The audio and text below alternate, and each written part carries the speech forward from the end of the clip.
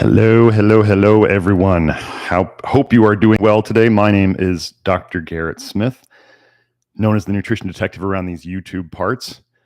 And we're here to blow apart all of the garbage in the conventional and alternative to mainstream health world. So thank you for joining me.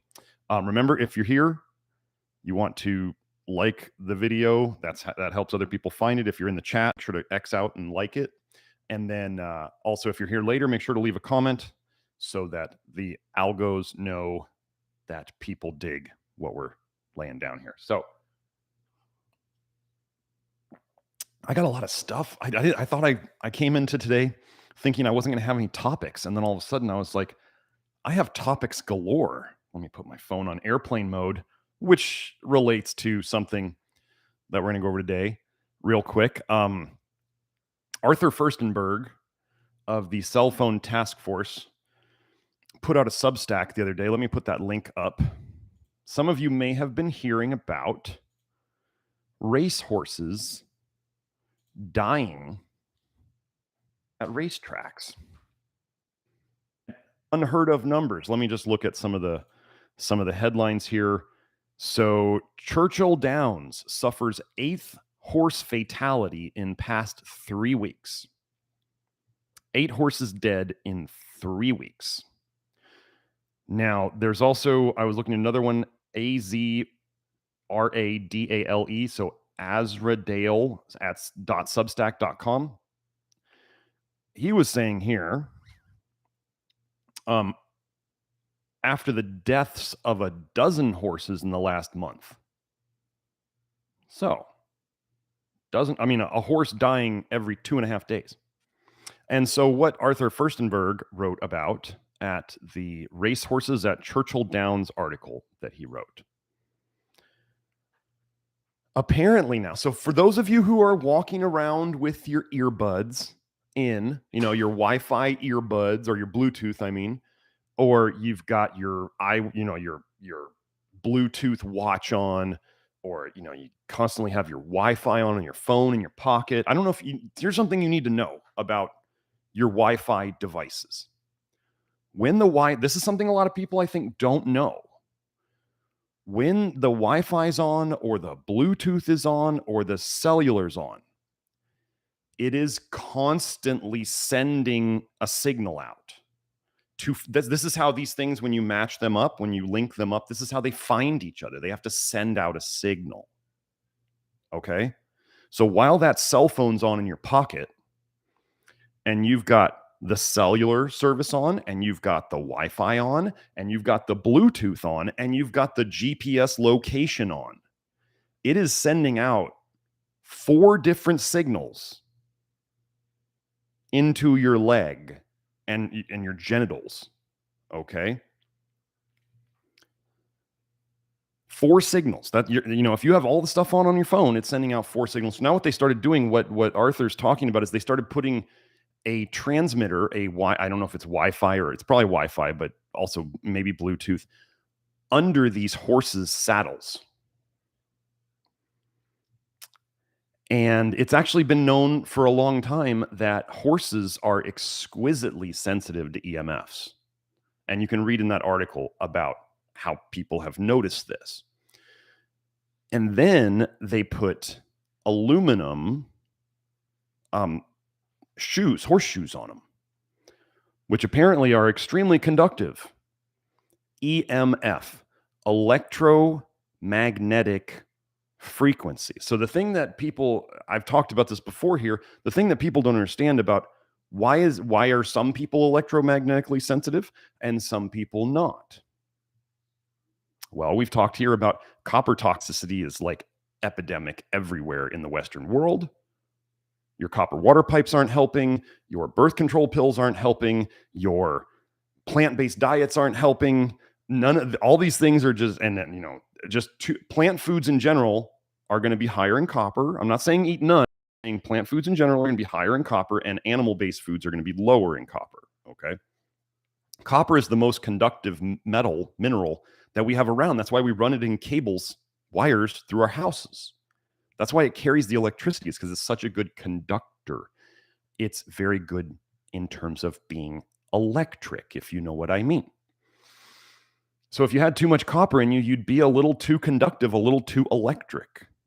Now, iron is the most magnetic mineral that we have around us on a regular basis. So electromagnetic, right? Iron's very magnetic. If you have too much iron in you, you're probably going to be too magnetic. And copper and iron like to go up and down together in the body.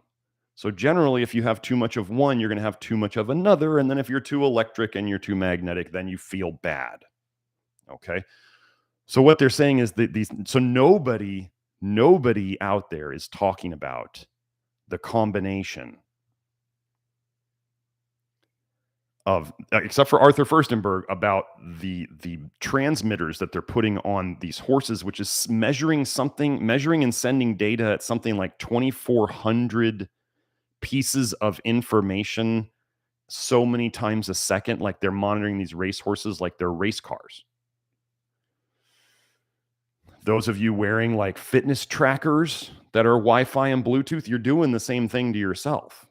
I had a buddy, he got an iWatch. And within 2 weeks, he's like, I got this wrist pain I can't figure out. I told him, it's your watch. Take it off. It's frying your wrist. And he did, and his wrist is fine. Does this mean it happens to everybody? No. Not everybody has. My buddy's fairly fairly sensitive. So he noticed it. I'm going to tell you, if you don't feel it, that doesn't mean it's not affecting you. It just means you're not feeling it. Okay? So these horses are dying because they're frying their electrical and magnetic signals in the body, and they're dying. That's why they're wondering what's going on. We can't figure this out. Why are all the horses dying all of a sudden? Oh, we just came out with this new technology, and there's no way we could ever say that this technology is dangerous because everybody is living on it all day long, every day. We don't want to tell people that your iWatches are bad or that your earbuds are bad. They can't tell you this. They will not tell you this. This is like they're never going to tell you that vitamin A is a poison and that it's bad for you. They're never going to tell you. This is what you have to come here to get. So, well, Joe is saying it's really hard to find the broadcast today. I don't know. Here's a funny thing. In my back end, my studio, my YouTube studio, my new viewers per month has been consistently going down. You know, most people don't like the truth, and especially not those in charge. Maybe if I start buying more ads, I'm going to start getting into more ads, just so you all know. And social media companies, they know who butters their bread. It's advertisers and people who pay for advertising. So being that I don't pay for a lot of advertising yet, it makes sense, and also my message is not to their liking.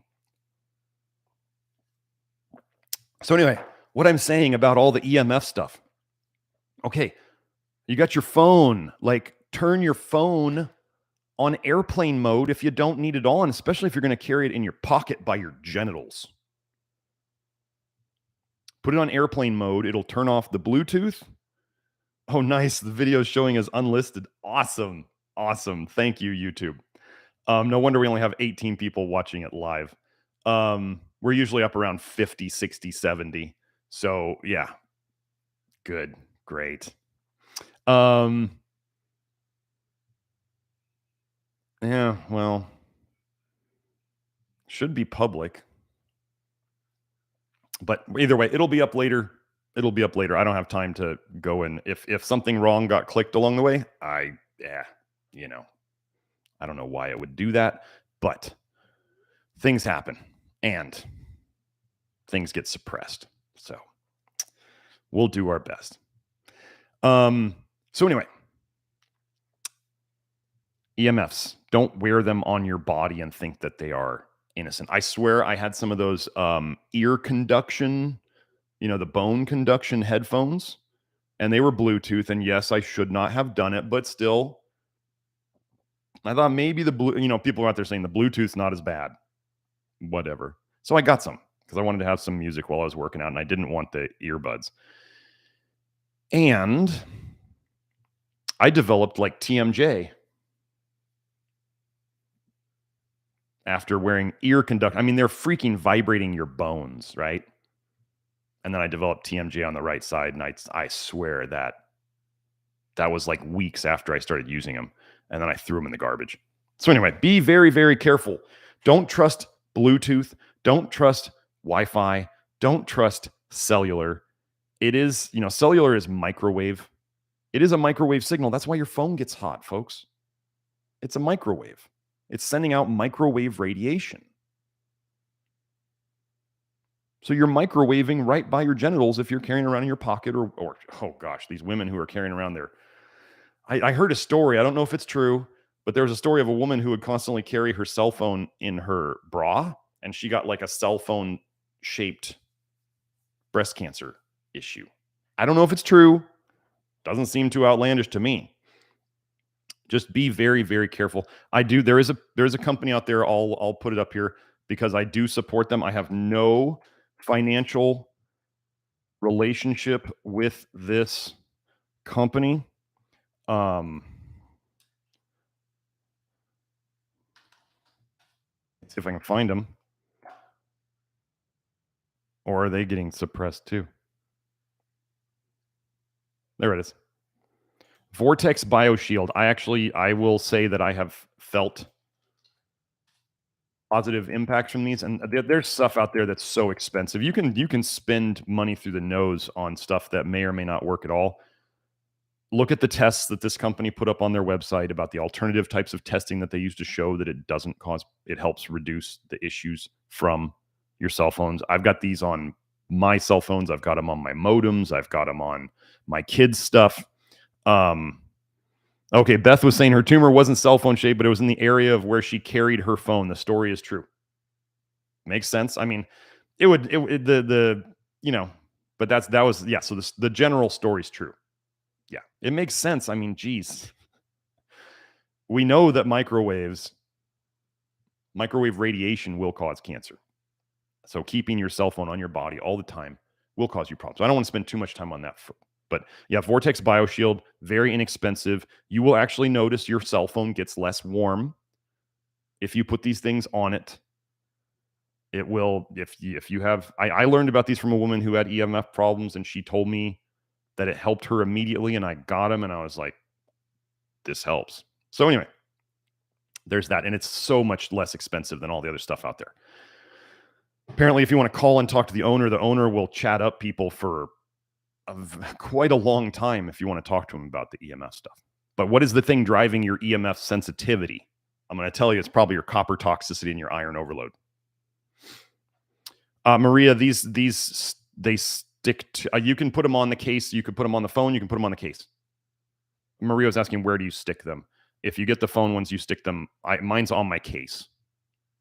As long as it's in the area. Yeah. So, okay, so now the big thing that I was going to go over, let me go over the testimonial first. So this is the testimonial inside the Love Your Liver program. I keep my people, anonymous. People who are inside the Love Your Liver program at members.nutritiondetective.com can see this testimonial. It was just put up, I think, on the 9th or the 10th. So I'm just going to read this, and I'm going to try to keep any potentially identifying information not revealed. But like I said, it's in the Love Your Liver program. So here we go. Good day from it's a European country. Beautiful souls. Today marks my 3-month journey of finding Dr. Smith. I was on the school run listening to a podcast, and the universe dropped this bomb into my lap. Thank heavens, divine timing. I'd started the carnivore diet in January, eating liver, dairy, and taking heart and liver pills. The skin on my feet and hands was so dry. I heard Dr. Smith talking with Judy Cho. And if you haven't seen those, this is an aside. I've done several podcasts with Judy Cho, and that has helped save a lot of people from their high vitamin A carnivore chosen diet. So anyway, continuing.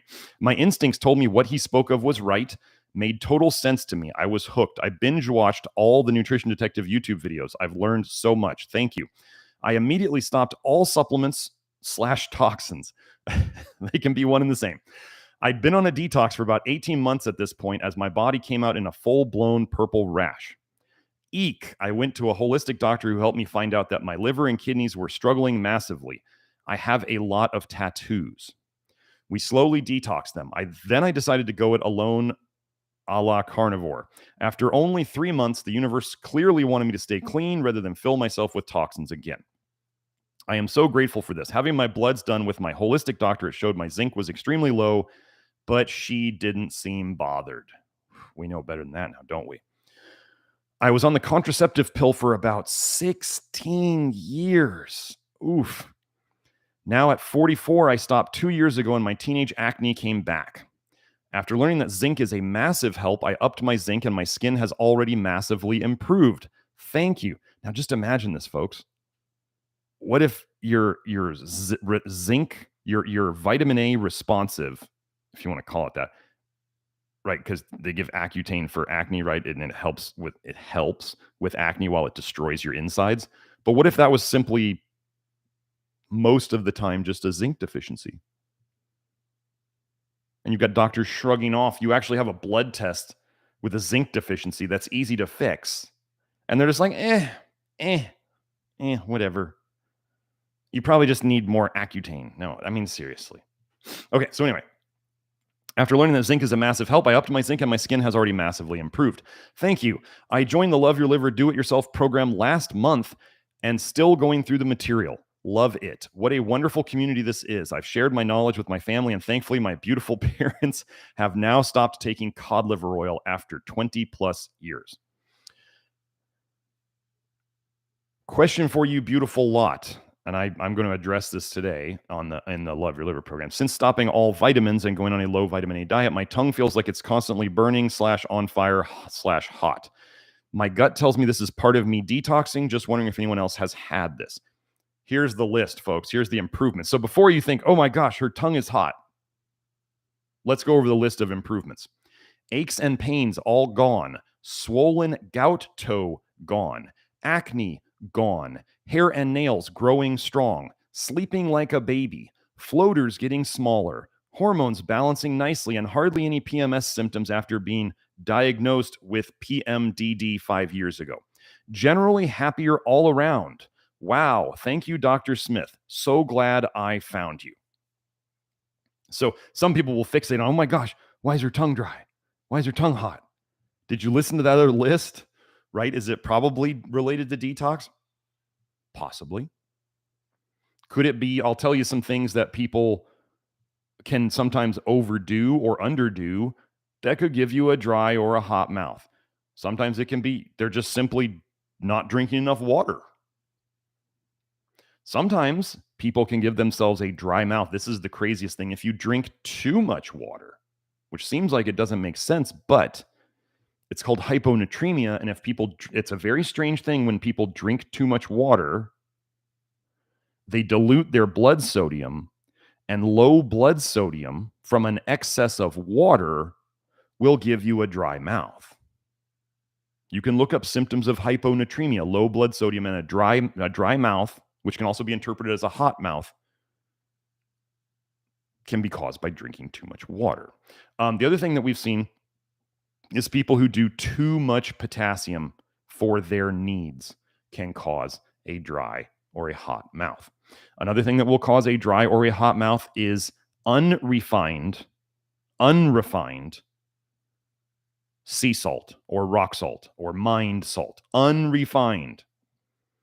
This has been known about, I'm not promoting this, but since the days of the RBTI, people started to notice that when this was put out there by Carrie Reams that there's a bunch of extra salts, which means toxic. He's really referring to there's other toxic minerals in unrefined salts that make people's mouths hot and dry. So what do we use here? I mean, if you're eating unrefined salts, folks, where they say, oh my gosh, there's 72 minerals in them, or there's 84 minerals in them. Okay, you want to know on the nutritional elements chart of the trace elements reports, I think there's about, I'm guessing from memory here, there's about like 26, maybe 28 minerals under the essential elements, the nutritional elements on the chart. So if there's only, let's just round it to 30, and they're saying there's 72 minerals or 84 minerals in your unrefined salt or in your trace mineral supplement. Do you understand that in those 40 or 50 other minerals, all the toxic elements are in there?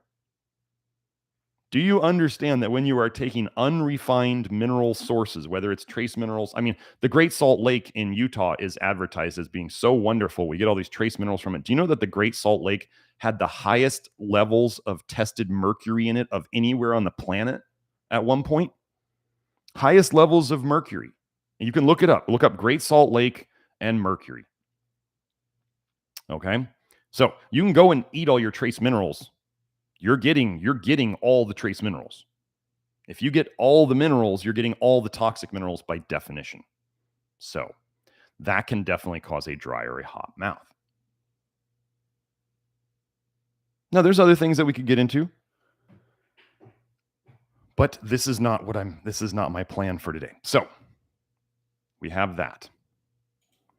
Now we're going to go into, a new report. I was emailing with Grant the other day. Some people out there have said my approach to diet is dangerous, and that even Grant doesn't support the diet he's chosen. These small little people around the internet are kind of just sad. But Grant sent me an email saying, I have had a report of another person my age. So when Grant is saying his age, we're talking like late 50s, early 60s. Okay? Listen to how important this is. He's had a report of another person his age who has completely reversed their long-term chronic kidney disease by being on a low vitamin A diet with the labs to prove it. So Grant is saying he's not a one-off case. He's not just like some lucky case. Chronic kidney disease, as Grant's doctors told him, is death sentence. Nobody ever gets out of it. That's what the doctors told him. They said they'd never seen anybody recover from chronic kidney disease. And now there's Grant, and now there's another person with the labs to prove it. Grant is trying to get a testimonial from this person. Obviously, as you just heard in this testimonial that I went over, my approach sounds terribly dangerous, doesn't it? Give me a break.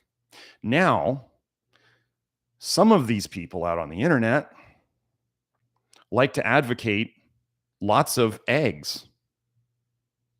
They just 1, 2, 3, 4 eggs every day.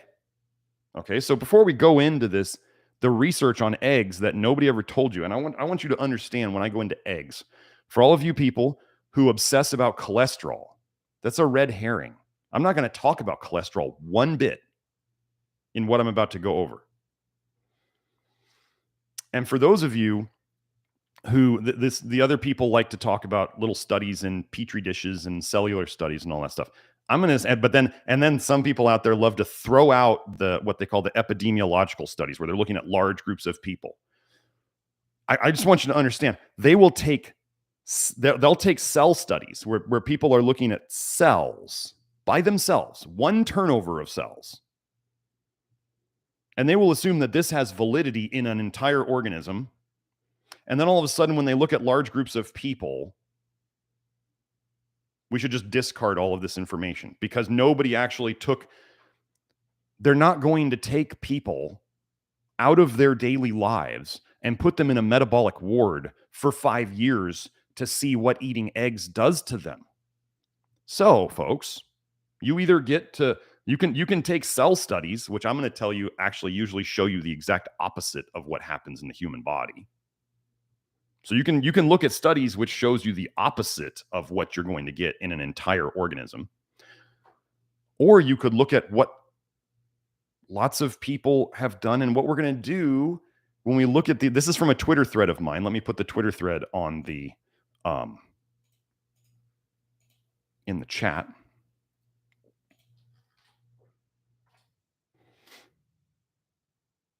We're going to go over multiple diseases, multiple countries. You know how I've gone over, like, when I show that, like, oh, zinc deficiency, and then I show zinc deficiency is associated with certain things, and then I show how zinc supplementation changed that exact thing. So if we start going into multiple countries around the world and multiple different diseases, and then we're going to go into choline, which is these folks' favorite thing. They think it fixes everything. Do you know your body makes choline? Do you know your body makes choline? Do you know that if you have a folate deficiency, which vitamin A toxicity will cause, if you have a folate deficiency, you can run out of choline? So if we make choline, shouldn't we just get maybe some more folate and make sure we have that? Because it's possible that the vitamin A detox could deplete your folate, because vitamin A depletes folate. I have a whole video on this channel about it. So therefore, if vitamin A depleted folate, and you need folate to make choline, do you see the connections here? Do you see how we don't have to go? Well, once you see the studies on choline and eggs, you might start thinking that making sure you get enough folate is a lot more important than eating lots of eggs, specifically the yolks, to try to get something that your body can make. This is the way we do things. So let's go into it now. So I put the Twitter thread in there. And I'm specifically, so for those of you who want to know, eggs, what is of concern with eggs here is the yolks specifically. What color are yolks? Oh, anywhere from yellow to orangish red. What color is vitamin A? Oh, anywhere from yellow to orangish red. Okay. Egg whites. If you want to eat some egg whites here and there, fine. I don't care. Egg whites do tend to be pretty high in sulfur. Anybody who's ever been around somebody who eats egg white protein and you've smelled those egg farts, they smell like sulfur. Sulfur tends to slow down your detox. I'm going to say if you want to eat some egg whites here and there, go ahead. If somebody wanted to slow down their detox and they wanted to have some egg yolks to slow down their detox, you could do that as long as you know what you're doing. You know, you might want to get somewhere really fast in your car, but you still pump the brakes because you don't want to damage things. You want to go around that turn a little slower so you don't scare the heck out of everybody in the car, right? So we can pump the brakes. But I want you to understand this other group is advocating anywhere from 1, 2, 3, 4 eggs a day. So let's just do that quick math. 1, 2, 3, 4 eggs a day times 7. That's anywhere from 7 to 28 eggs a day. A week. 7 to 28 eggs per week. So when we get into these numbers in these studies, I want you to pay attention. Okay? And just remember how many countries and how many different diseases we're going to cover. So I'm going to try to do this fast. Okay? So what do eggs do in terms of vitamin A? So here's the quote. And all these links are in the Twitter thread. I'm not going to put the links up. Okay? Here's the quote. Co-consumption of 150 grams or 3 eggs worth of cooked whole eggs increases the absorption of carotenoids, that's plant vitamin A, from a carotenoid-rich raw mixed vegetable salad by 3 to 8 times. 3 eggs with anything that has plant vitamin A in it increases the absorption of vitamin A, the plant vitamin A from it, 3 to 8 times. And that's not including the vitamin A that's in the eggs. Okay? That's pretty significant. Okay, continuing. Why do eggs increase the absorption of vitamin A so much? Well, egg yolks have lots of choline in them, as lysophosphatidylcholine. Many of you have heard of phosphatidylcholine as lecithin. So they have egg lecithin. We've heard of soy lecithin, but there's also egg lecithin. Okay, so here's the quote. Lysophosphatidylcholine not only increased beta-carotene accumulation, but also increased cleavage of intestinally absorbed beta-carotene into vitamin A or retinaldehyde, which can then turn into retinol, which can then be stored. So, the exact form of choline that's in eggs increases the absorption of plant vitamin A and increases the conversion of beta carotene into retinol and retinaldehyde. Okay, this is not starting well. Now, did you know that you need lecithin, as in phosphatidylcholine, to store vitamin A in your liver? This is via the LRAT enzyme, the lecithin to retinol acyltransferase enzyme, or LRAT, LRAT. Here's a quote: retinol ester synthesis, that's the fatty acid bound to vitamin A. Retinol ester synthesis in the liver is dependent on the enzyme LRAT, lecithin retinol acyltransferase. So the choline in eggs increases the absorption. The choline in eggs increases the conversion of carotenoids, plant vitamin A, into retinoids, retinol, and then your body uses choline to bind retinol to a fatty acid ester so it can store it in your liver. Is this sounding like some of these other groups are saying that your body can just easily clear out the vitamin A that's in eggs, even though the eggs increase your vitamin A absorption and they increase your vitamin A storage? I don't understand what they're talking about. Honestly, it doesn't make any scientific sense. So let's go. Here we go. Like, again, I said, I'm not going to talk about cholesterol. What we're going to cover egg intake, the amount of eggs in a week, and multiple diseases. We're going to cover choline intake and how serum choline relates to different diseases. And these are all going to be in multiple countries. The acetylcholine connection, which is one of the things people try to sell choline on, and the cholinesterase connection. Okay, so before we start connecting these things, the Japanese consume the most eggs in the world. 2019, they said each Japanese person, on average per year, consumed 19.9 kilograms of eggs. 49 grams. So that's 406 eggs per year on average per person. That's just one egg a day on average. Okay. The population that consumes the most eggs on the planet consumes on average one egg a day, 7 a week. Okay. So now we're going to start trying to do these kind of rapid. Okay. We're going to go over egg intake and fatty liver number. This is the fatty liver #1 study in the USA.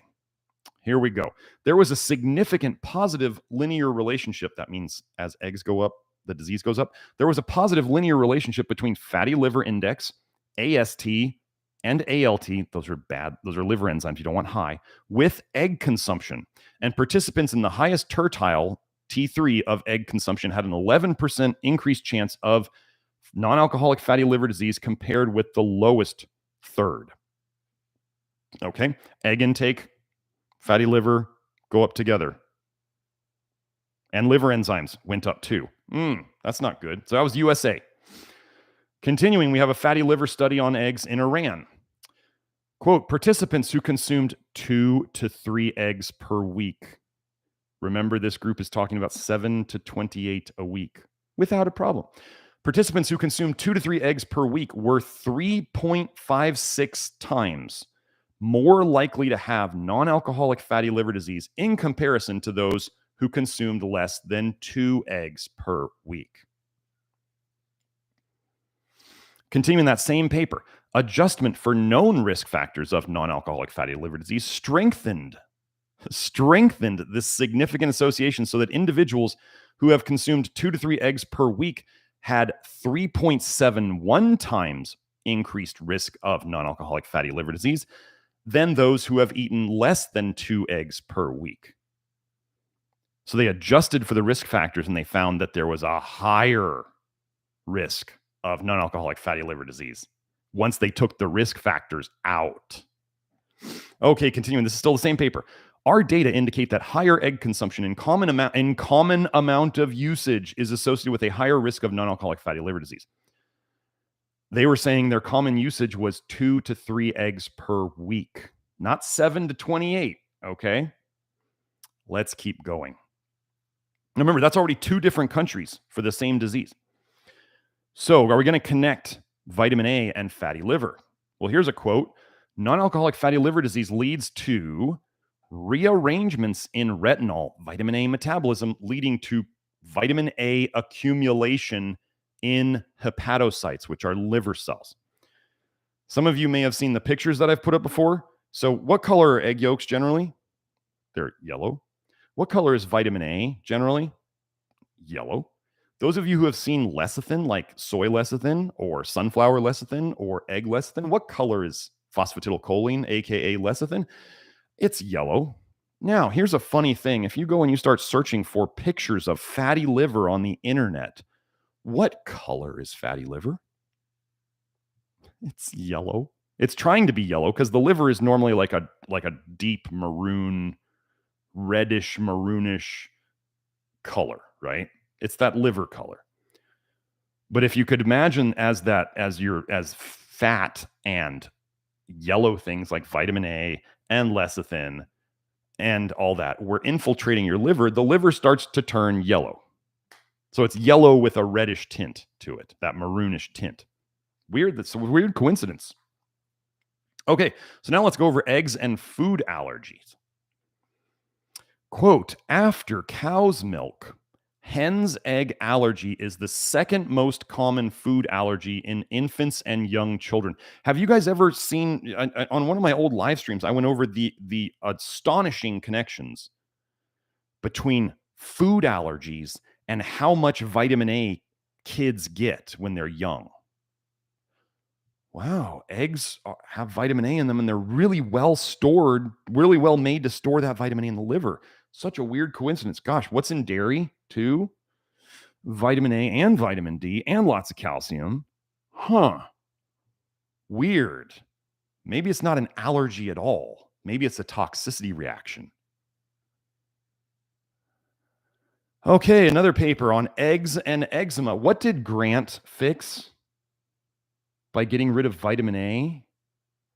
Oh, was it eczema? Terrible eczema. Here we go. Quote, food allergy and atopic eczema may occur in the same patient. It is clear that foods such as cow's milk and hen's eggs can directly provoke flares of atopic eczema, particularly in sensitized infants. Again, do you remember how we went over vitamin A intake and allergies in kids? What are two of the biggest sources? You remember that testimonial? Do you remember what she was saying she was doing? Eggs and dairy and liver. How do most people who don't eat disgusting liver, because it is disgusting, and there's a reason why we don't like it, where do most people get their vitamin A from? They're retinoids from milk and eggs. Okay? And if you miss it, I did a whole live stream about psoriasis, where in the New England Journal of Medicine, they did a low vitamin A study on people, and they got rid of most people's psoriasis. I think what was it, 6 months? I don't remember the exact time frame. I got rid of my psoriasis. Grant got rid of his eczema. We sure as heck weren't eating eggs. Okay, let's keep going. So now we have eggs and metabolic syndrome in China. So metabolic syndrome, if you didn't know, is pre-diabetes. Quote, consumption of more than one egg a day and more than half a fried egg a day. So they mean, they're assuming some of these might be fried eggs, was associated with an increased prevalence of metabolic syndrome, aka pre-diabetes. Then consumption of less than half an egg a day and less than 1/7 fried egg per day. So China, pre-diabetes. Okay, more than one egg a day. Now we have eggs and the first diabetes study from the US. Quote, in a meta-analysis, frequent egg consumption was associated with a higher risk of type 2 diabetes in US studies.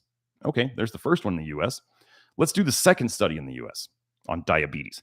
Quote, in pooled multivariable model adjusted for updated BMI, body mass index, lifestyle, and dietary co-founders, a 1 egg a day increase was associated with a 14% higher type 2 diabetes risk. Okay.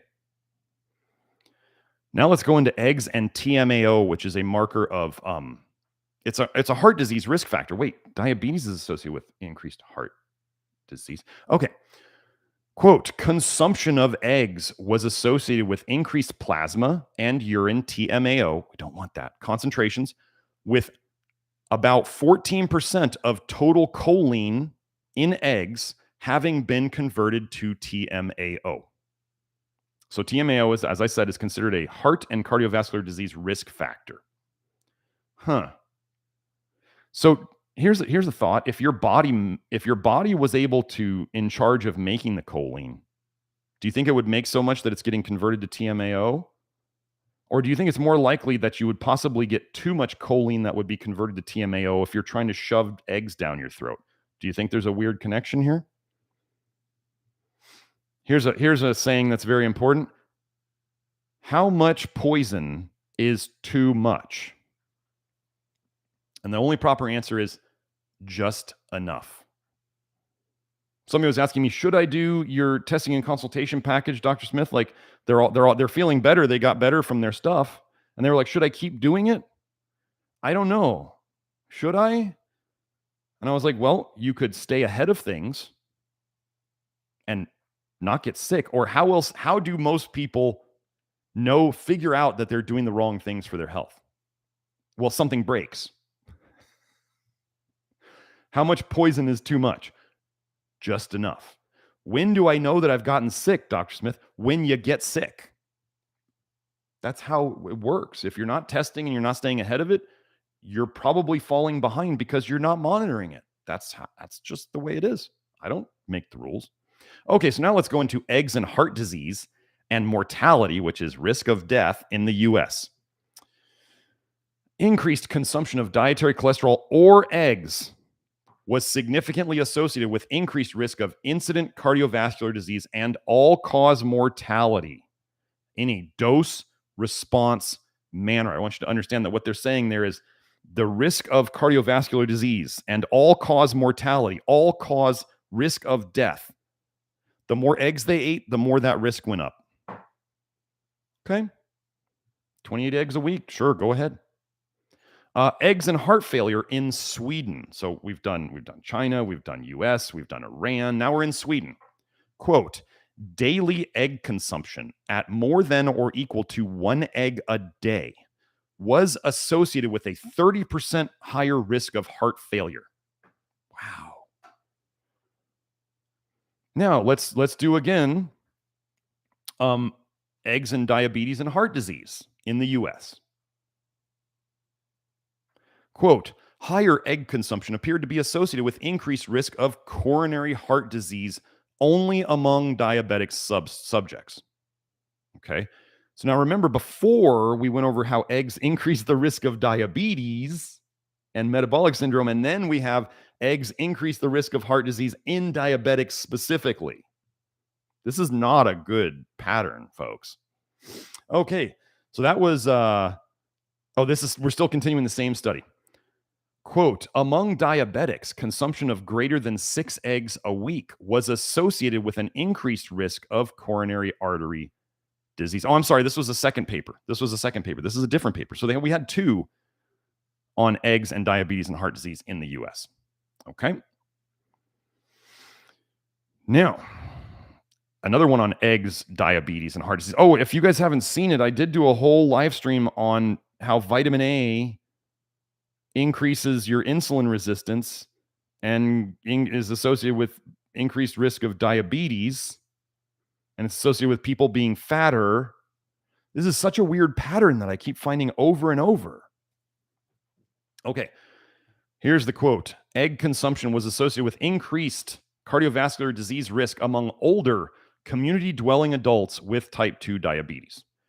Older people have more time to get toxic. Okay. Now we have eggs and diabetes and mortality, aka death, risk of death in Greece. So we went from the US to Greece. Quote, amongst confirmed diabetic persons, increased consumption of eggs is associated with a significant increase of mortality. That's risk of death. Significant. Okay? Not just the US. Now we're adding Greece to the list of countries. Now we have eggs, diabetes, and mortality, aka risk of death in the US again. Quote, among diabetic subjects in whom the risk of death in a comparison of the highest with lowest category of egg consumption was 2 times, doubled the risk of death versus in the highest versus lowest egg consumption category. Now remember, the highest egg consumers in the world were the Japanese at about 1 a day.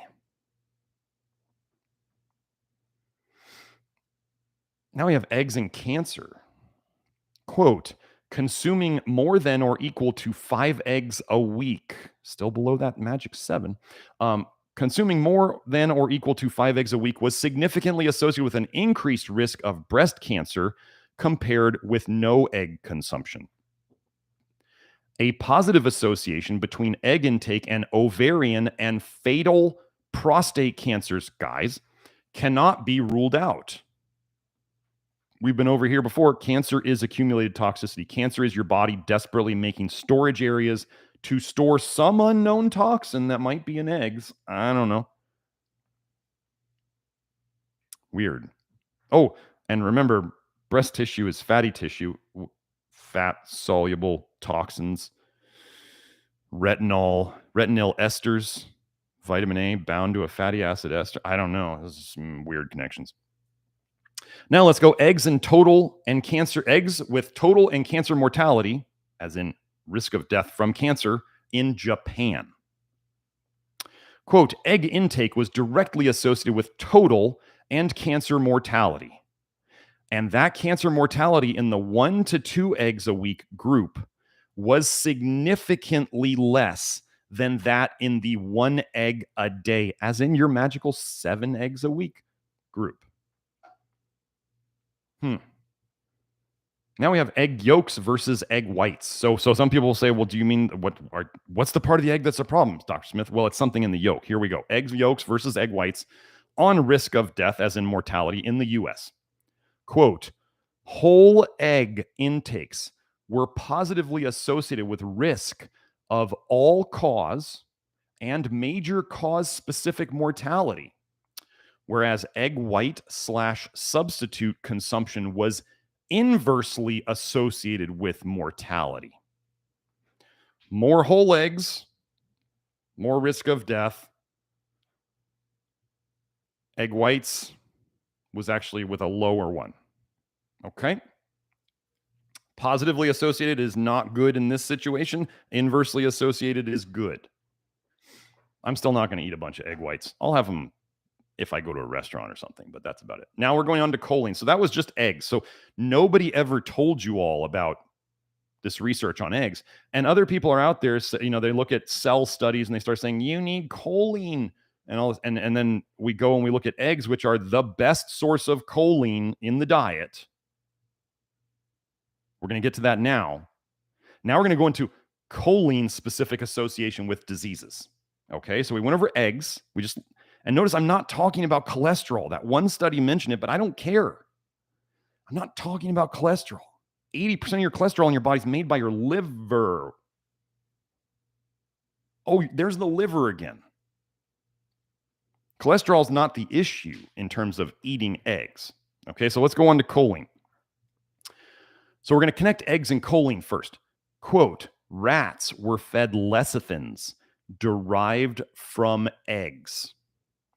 Each form of dietary lecithin, they used multiple ones in this study, each form of dietary lecithin increased blood choline, brain choline, and brain acetylcholine significantly. So some people out there are arguing that these things are good.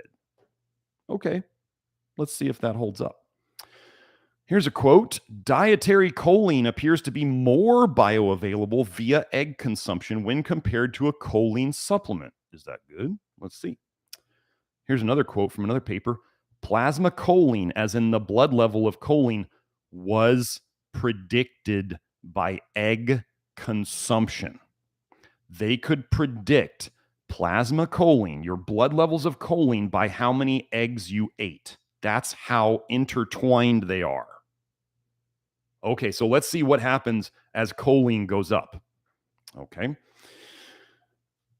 What we're connecting here is choline intake, diabetes, heart disease, and mortality, risk of death among U.S. blacks, U.S. whites, and Chinese people. I believe they mean Chinese as in from China. Not US Chinese, I mean. Quote, after comprehensive adjustments, total choline intake was associated with increased cardiometabolic mortality amongst blacks and Chinese. Among whites, the association was weaker. So we're still continuing on that paper. Quote, total choline intake was also associated with diabetes and all-cause mortality risk of death in blacks, with diabetes mortality in Chinese, and with ischemic heart disease mortality in whites. You sure you want to push your choline intake up when you could have your body fix it with proper sources of folate? Never folic acid, folks.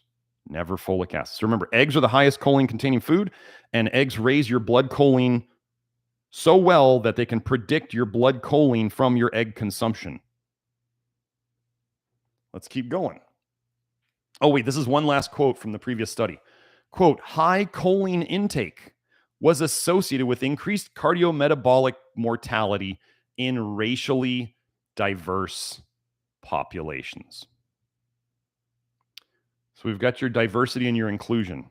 Choline kills you deader, quicker, no matter what color or creed you are, okay?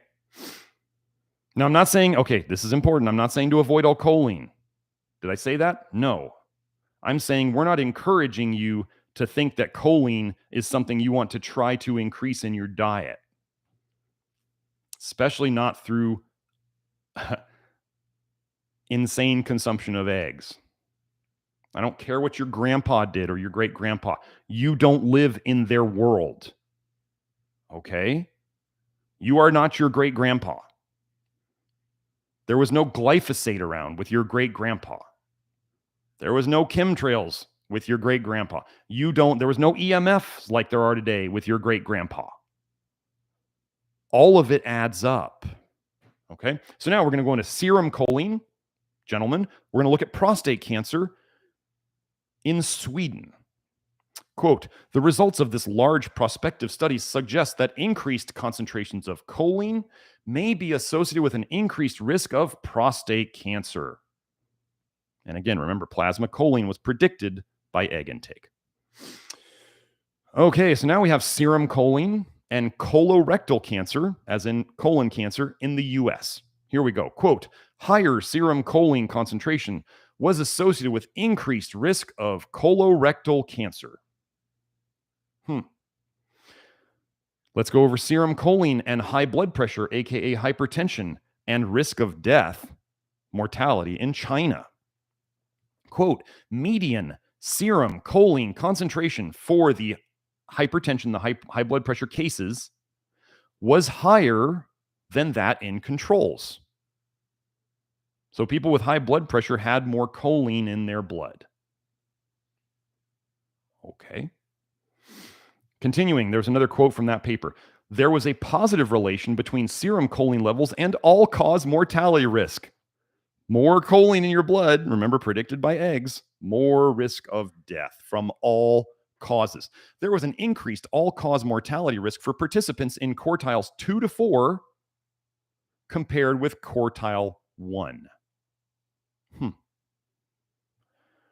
So eggs and choline seem to be overlapping on diseases. So now let's go into acetylcholine, because the choline lovers like to argue about acetylcholine. Well, you can make choline. Okay. So we went over how eggs increased acetylcholine in a previous quote that I went over. Okay. We also talk a lot about bile flow. Hold on one sec. I got an itch in my nose. I got to get up. So what does...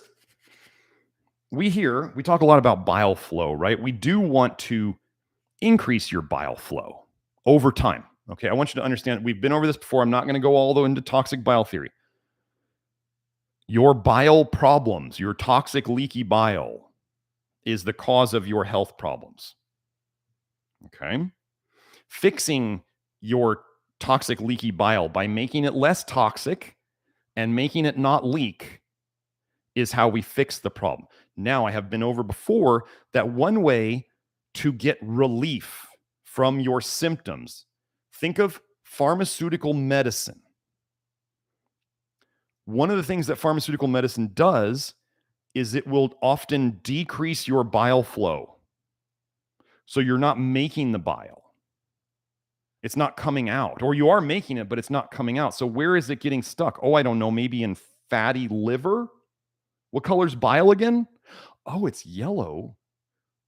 So wait, that would match up with bile's yellow, vitamin A is yellow, lecithin, phosphatidylcholine is yellow.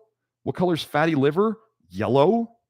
Okay, so let's just say that some people are out there promoting eggs as they think you need them on a low vitamin A diet, which is ludicrous, but they say people feel better when they have the eggs. I just told you that so we know that eggs increase acetylcholine, and I just told you that slowing down bile flow is one, like, not productive way, but it's one way that you can relieve symptoms. So follow me here. What does acetylcholine do to bile production? Quote, acetylcholine added into the perfusion medium altered bile flow in a way analogous to mechanical clamping. You understand mechanical clamping? Clamping off the bile ducts, clamping off the little ones in the liver. Acetylcholine added into the perfusion medium altered bile flow in a way analogous to, as in very similar to, mechanical clamping. Continuing the quote, results suggest that acetylcholine can cause an obstruction in the biliary tree. Eggs increase acetylcholine. Choline increases acetylcholine. Choline slows down bile flow, analogous to clamping, and it could cause an obstruction in the biliary tree. And I told you that if you stop pumping out bile, you could feel better for a little while until the stuff hits the fan, like until it's like the kid sticking his fingers in the leaky dike, the dam, right? The story, the nursery rhyme or whatever it is. It's going to keep cracking and leaking until the whole thing blows apart. Okay? And here I am saying that all your diseases, so if you clamped something, right, it builds up pressure behind it.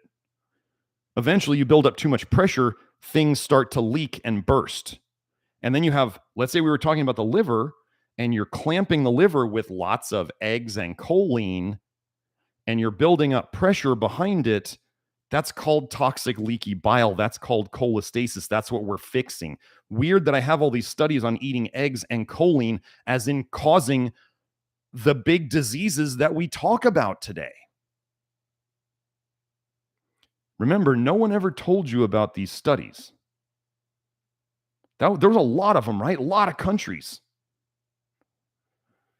To ignore this epidemiological evidence seems like lunacy to me. But you can do whatever you like. Because eggs are tasty, Dr. Smith. Go ahead. I don't care what you do. But now you know. So let's go into this acetylcholine and bile number 2 study. Quote, it is concluded that biliary, as in bile ducts, biliary epithelial cells express muscarinic acetylcholine receptors. Okay, you don't have to worry about that first sentence. I know that first sentence had a lot of big words in it. Stimulation of this receptor leads to cholestasis. So they're saying bile duct, the cells that line the bile ducts on the inside of the bile ducts where your bile goes, they express these specific muscarinic receptors, muscarinic acetylcholine receptors. Stimulating these receptors leads to cholestasis, which is blockage, which is toxic bile leaking into your system. Remember, eggs increase acetylcholine. Are you catching the connections here between the diseases and the eggs and the choline And now we're even down to the receptors. Okay, so now we're going to go into serum cholinesterase. What is cholinesterase? Acetylcholinesterase. This is the enzyme your body makes to break down acetylcholine. Okay? Cholinesterase hydrolyzes or breaks down acetylcholine and other choline esters. Okay? So, if you had a lot of acetylcholine around, which we're starting to show is associated with diseases and causing cholestasis. If you had a lot of acetylcholine around, your body would probably also make a lot of cholinesterase because it has to break it down, right? So what is it? What do studies show if there's too much cholinesterase around? Well, here we have a study on cholinesterase and mortality as in risk of death in Japan, the highest egg consumers in the world. Quote, serum cholinesterase level was an independent, all by itself, predictor of all-cause mortality, as in risk of death. Now think about this. Why would your body be making a bunch of acetylcholinesterase or cholinesterase? We just showed how too much acetylcholine will cause your bile ducts to close shut.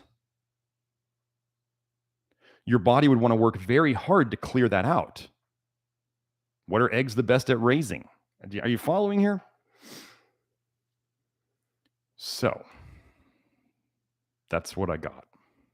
So what patterns have we seen connected with increased egg consumption? We've seen fatty liver. We've seen food allergies. We've seen eczema, metabolic syndrome, aka prediabetes, type 2 diabetes, heart failure, heart disease, cancer, and early death. Does that sound like the problems we have today? Maybe. So that was with eggs. So now, what patterns have we connected to increased choline intake or choline levels in the blood? Well, now we've got diabetes, heart disease, high blood pressure, cancer, and early death. And we now know that increased acetylcholine in the bile causes cholestasis or toxic bile leakage, and increased cholinesterase levels, your body's desperate attempt to break down this acetylcholine, were also associated with increased risk of death. So,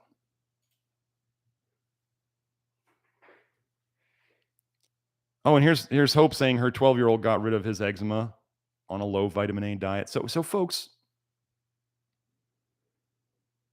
these are studies looking at large groups of people. They're epidemiological studies. If you want studies in metabolic wards, you're never going to get them. You're never going to get them. So if you say, well, then I'm not going to make a decision, that's fine. You do that. You do you. If you want to look at multiple different types of people in multiple different countries from eggs and choline and acetylcholine and cholinesterase and just ignore it because somebody wants to post cell studies, and when you learn that your body makes choline, and if you have a folate deficiency, your body has trouble making enough choline, and we learn that, oh, vitamin A depletes folate. We need some choline, yes. But why don't we figure out how to let our body make it so that it makes the right amount so that you don't overdose and poison yourself? Okay? So, let me see. Was there anything else I wanted to go over? We did the testimonial. We did the EMF. Boy, that was a lot of stuff today. Yeah, we got that done. So now we get to questions. So for those of you out there, feel free to share this with the people you love and the people who may be.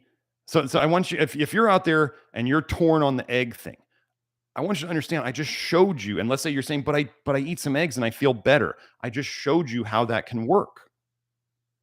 With toxic bile theory, we now have mechanisms for all of it.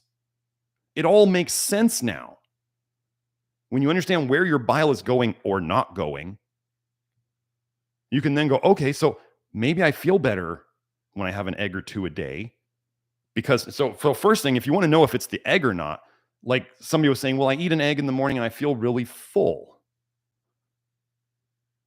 Okay.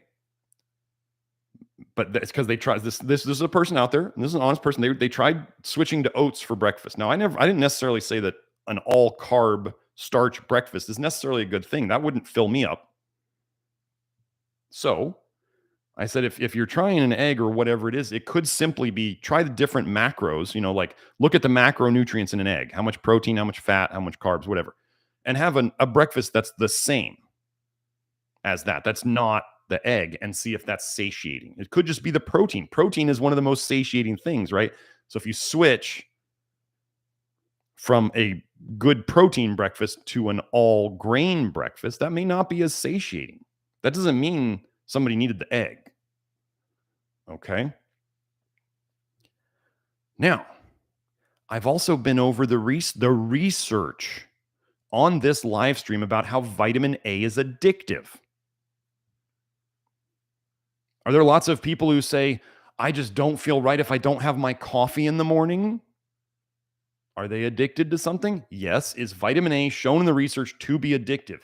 Yes. So could it be that? Sure. Why not? I mean, people get addicted to things that cause them disease all the time. That's normal. Toxic things are often addictive. So that is how this can work. I mean, alcohol causes cholestasis, toxic bile leakage. People get addicted to alcohol all the time. It doesn't mean it's an essential nutrient. Alcohol is an alcohol, ethanol, and retinol is an alcohol, vitamin A. So hopefully this will reach some people so that you don't get an egg habit that in the research would pretty much be linked with causing you problems down the line. How will you know when you get the problem? It'll be there. That's how you'll know. So let me go. I didn't see any super chats yet. Okay. So probably because we only have 27 people here because we're not getting out there as much as we should. So I'm going to start hitting questions for those of you who have super chats. If you want to post them, let me know. I get to those first. But otherwise, I start from the top and I go down unless I see something really interesting. Okay.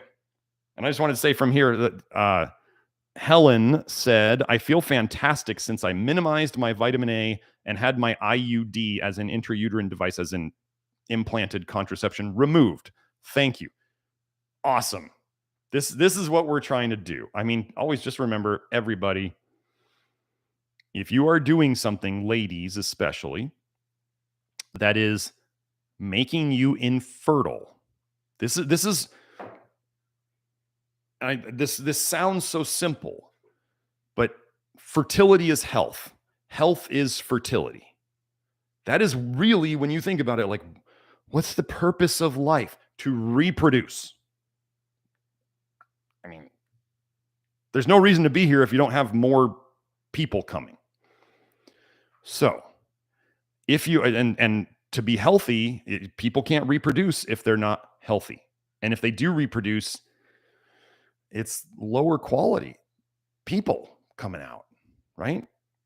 A person who is toxic and nutrient deficient is going to make a lower quality reproduction of themselves than if they were otherwise. Things that make you infertile, by definition, are making you unhealthy. Things that stop the natural processes in your body are blocking you from being healthy. I always tell people this about antiperspirants. Yeah, we can get into the aluminum and the zirconium and all that stuff that you are absorbing into your system. If you are using never antiperspirants, just make it a rule. If you see the words antiperspirant, don't use it. It's aluminum. If you see antiperspirant, don't use it. Deodorants, that's a whole nother topic. But if you don't know yet, antiperspirants make you not sweat by blocking your pores with aluminum and zirconium. They're blocking your pores. So is it a healthy thing to sweat? Yes, we are supposed to sweat. So if you block sweat, by definition, you are making yourself less healthy.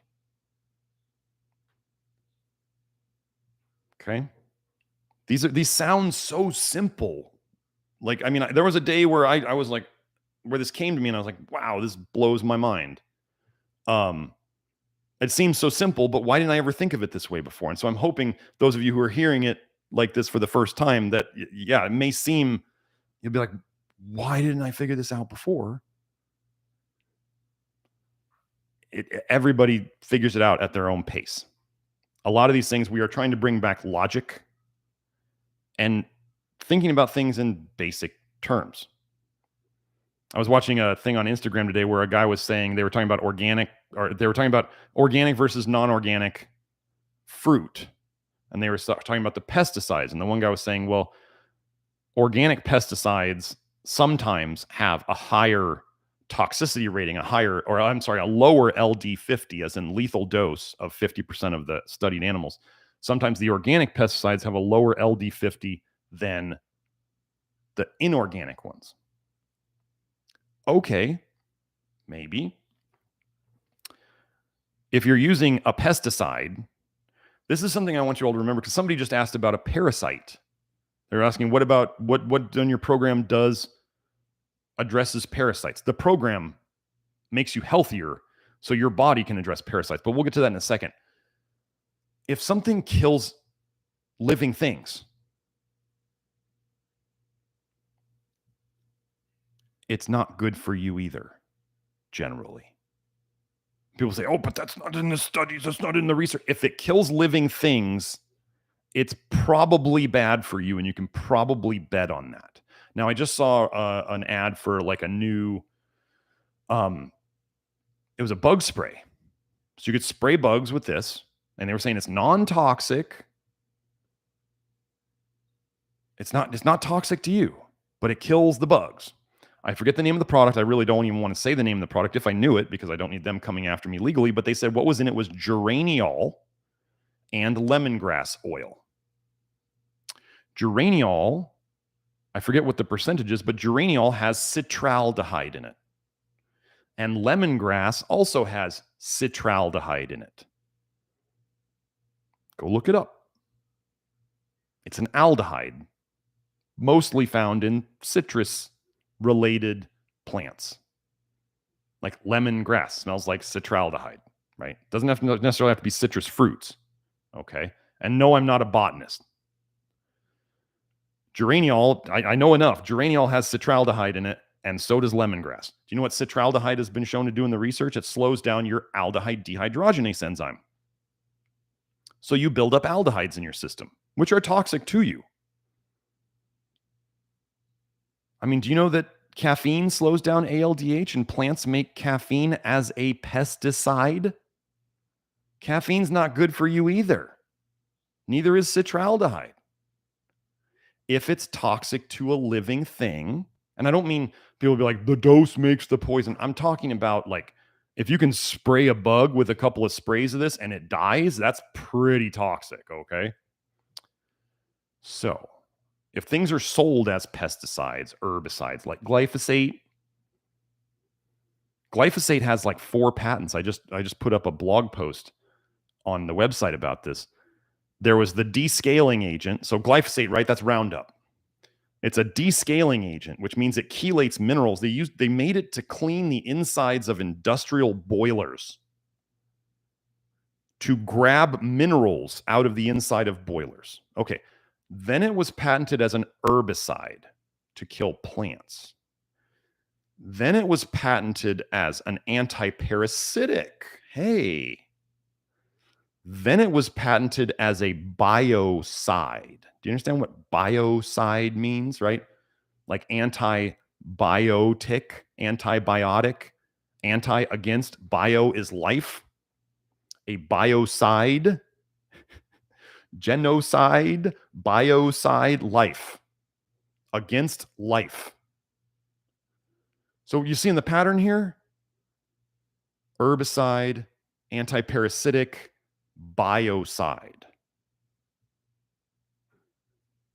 So generally, one of the funny things I've seen in literature as people ask me about antiparasitic stuff, because people love to obsess on parasites. Parasites is like victim mentality number 1. People love to think that they're being attacked by parasites, and it's the easiest thing to sell people. Let me tell you something.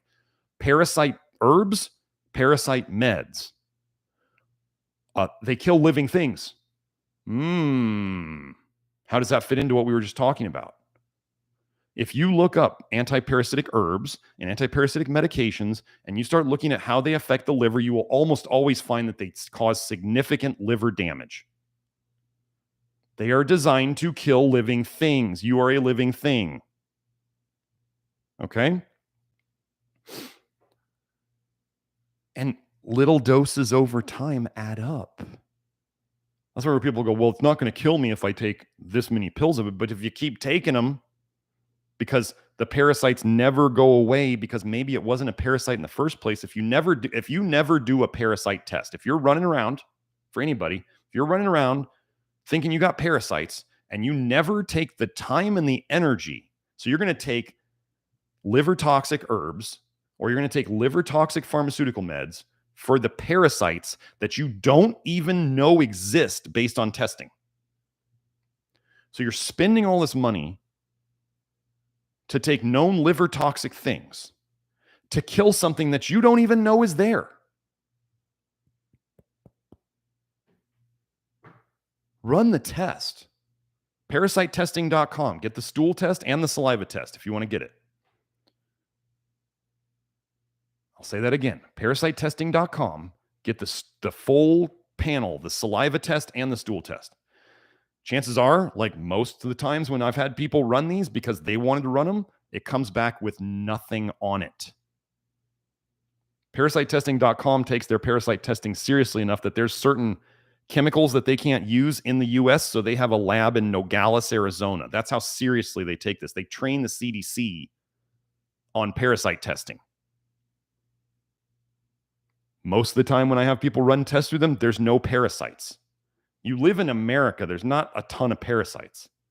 Now, oftentimes people who are doing the vitamin A detox program in the early days of the program will say that they start seeing especially white dots, white spots in their poop, a bunch of them. What are those? We haven't tested them. So am I going to say I know what they are? No. Could they be parasites? Sure. Maybe. I don't know. What else would they be? Because here's the weird thing about it. They happen for a while and then they stop. If any of you out there have had this, comment either in the chat or in the comments later. Okay. Here's the deal, folks. Now imagine this. You could get a bacterial infection, right? And these supposedly little teeny tiny bacteria could potentially kill you, right? MRSA could kill you. Little teeny tiny bacteria. But people seem to think that our immune system couldn't kill a parasite. Are you following me? How could these little teeny tiny bacteria kill you and not kill a parasite? How could so what could your immune cells, which can fight off bacteria, how could your immune cells not kill bacteria? And I remember reading in a veterinary book once, the vet said, it always seems like the sickest dogs who come into me are the ones who keep getting parasites. They're sick dogs to begin with. And then the sick dogs just happen to show up with parasites. Maybe it's because parasites love diseased, toxic, dying tissue. And that's what they love to feed on.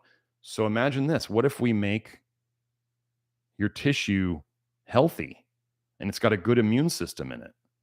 And you're pooping regularly, and you're moving things through, and you're not dissolving the internal layers of your gut lining with retinoic acid vitamin A, which is sold to people as a chemical peel to dissolve layers of their face.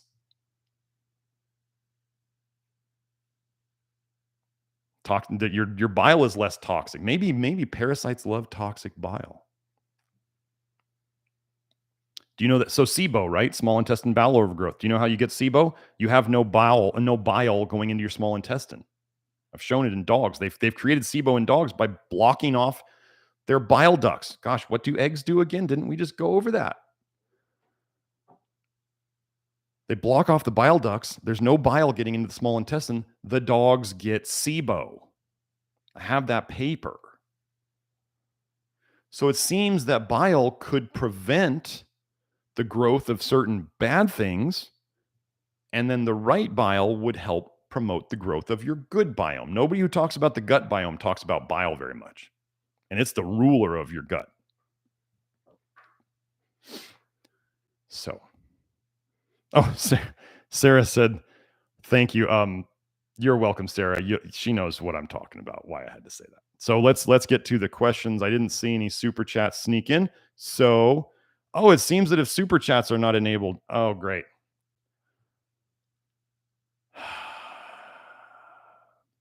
Hopefully I'll have this working next time. I don't know what happened. I did the same thing I do with this every morning, every week for 98 weeks straight now. So sorry, folks, if the super chats aren't enabled. I will just come back next week and hopefully we'll have this all rectified. Okay, so Sam is always here first with questions. Good to have you, Sam.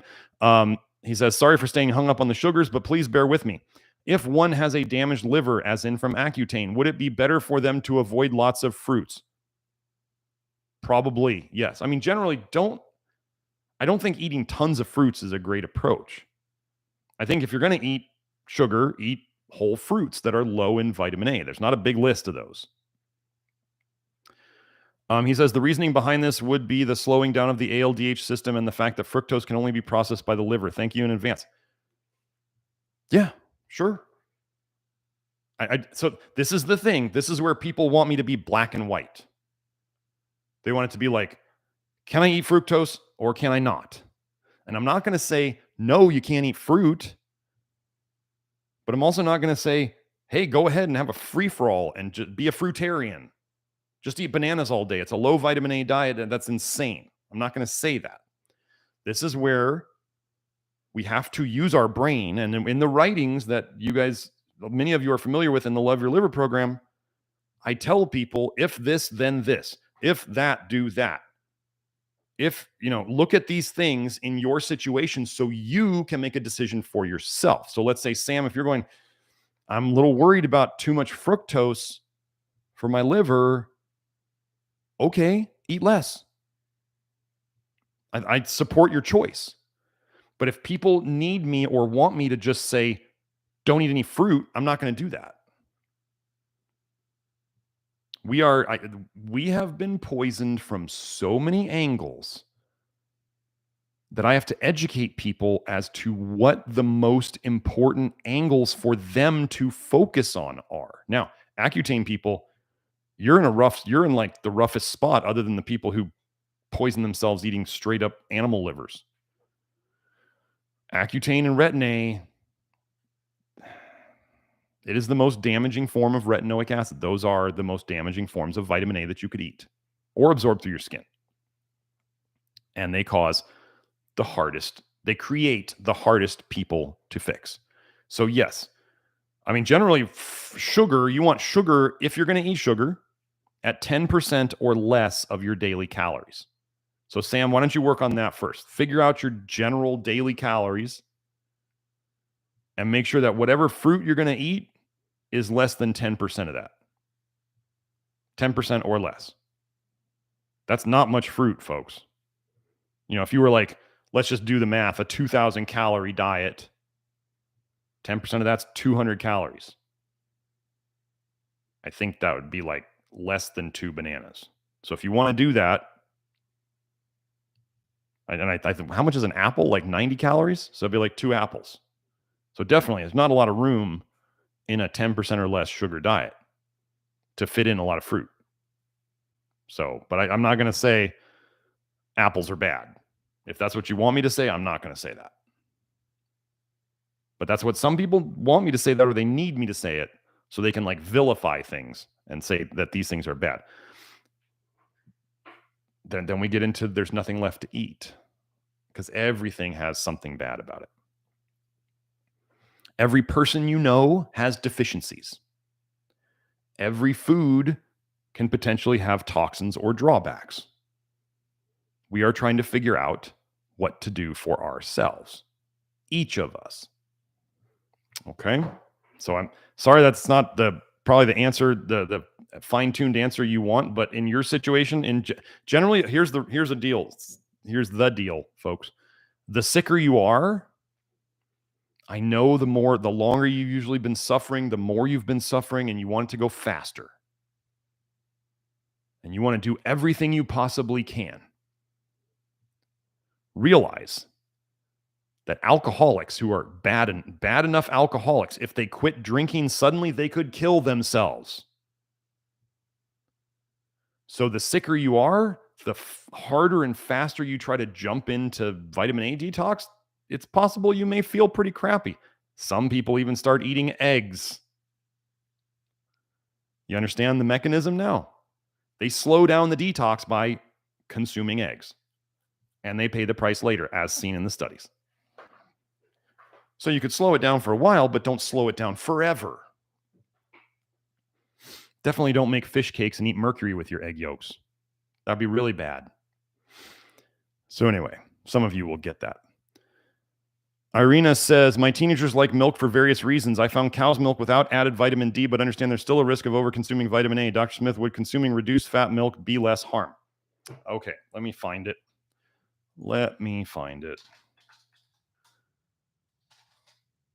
Grant went over this in his book, and I went over this in my forum. Okay. Generally, here's a very important thing for you dairy lovers. I'm so blessed that like my kids don't drink milk and they don't even really like cheese. My kids went over like the couple of types of cheese that they like, but they don't eat cheese. I'm going, you guys are so lucky to be growing up and not having a taste for milk and cheese. It's just amazing. So, cow's milk.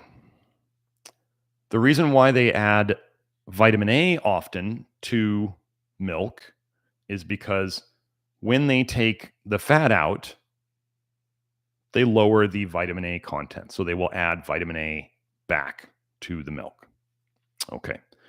I'm going to tell you that in terms of eating vitamin D, I was associated with a raw dairy while I was in naturopathic medical school. And the raw dairy with their milk, right? The state government or the federal government, I don't remember which one it was, said you have to have a certain amount of vitamin A and a certain amount of vitamin D in your milk. When we test it, it must test to these certain levels.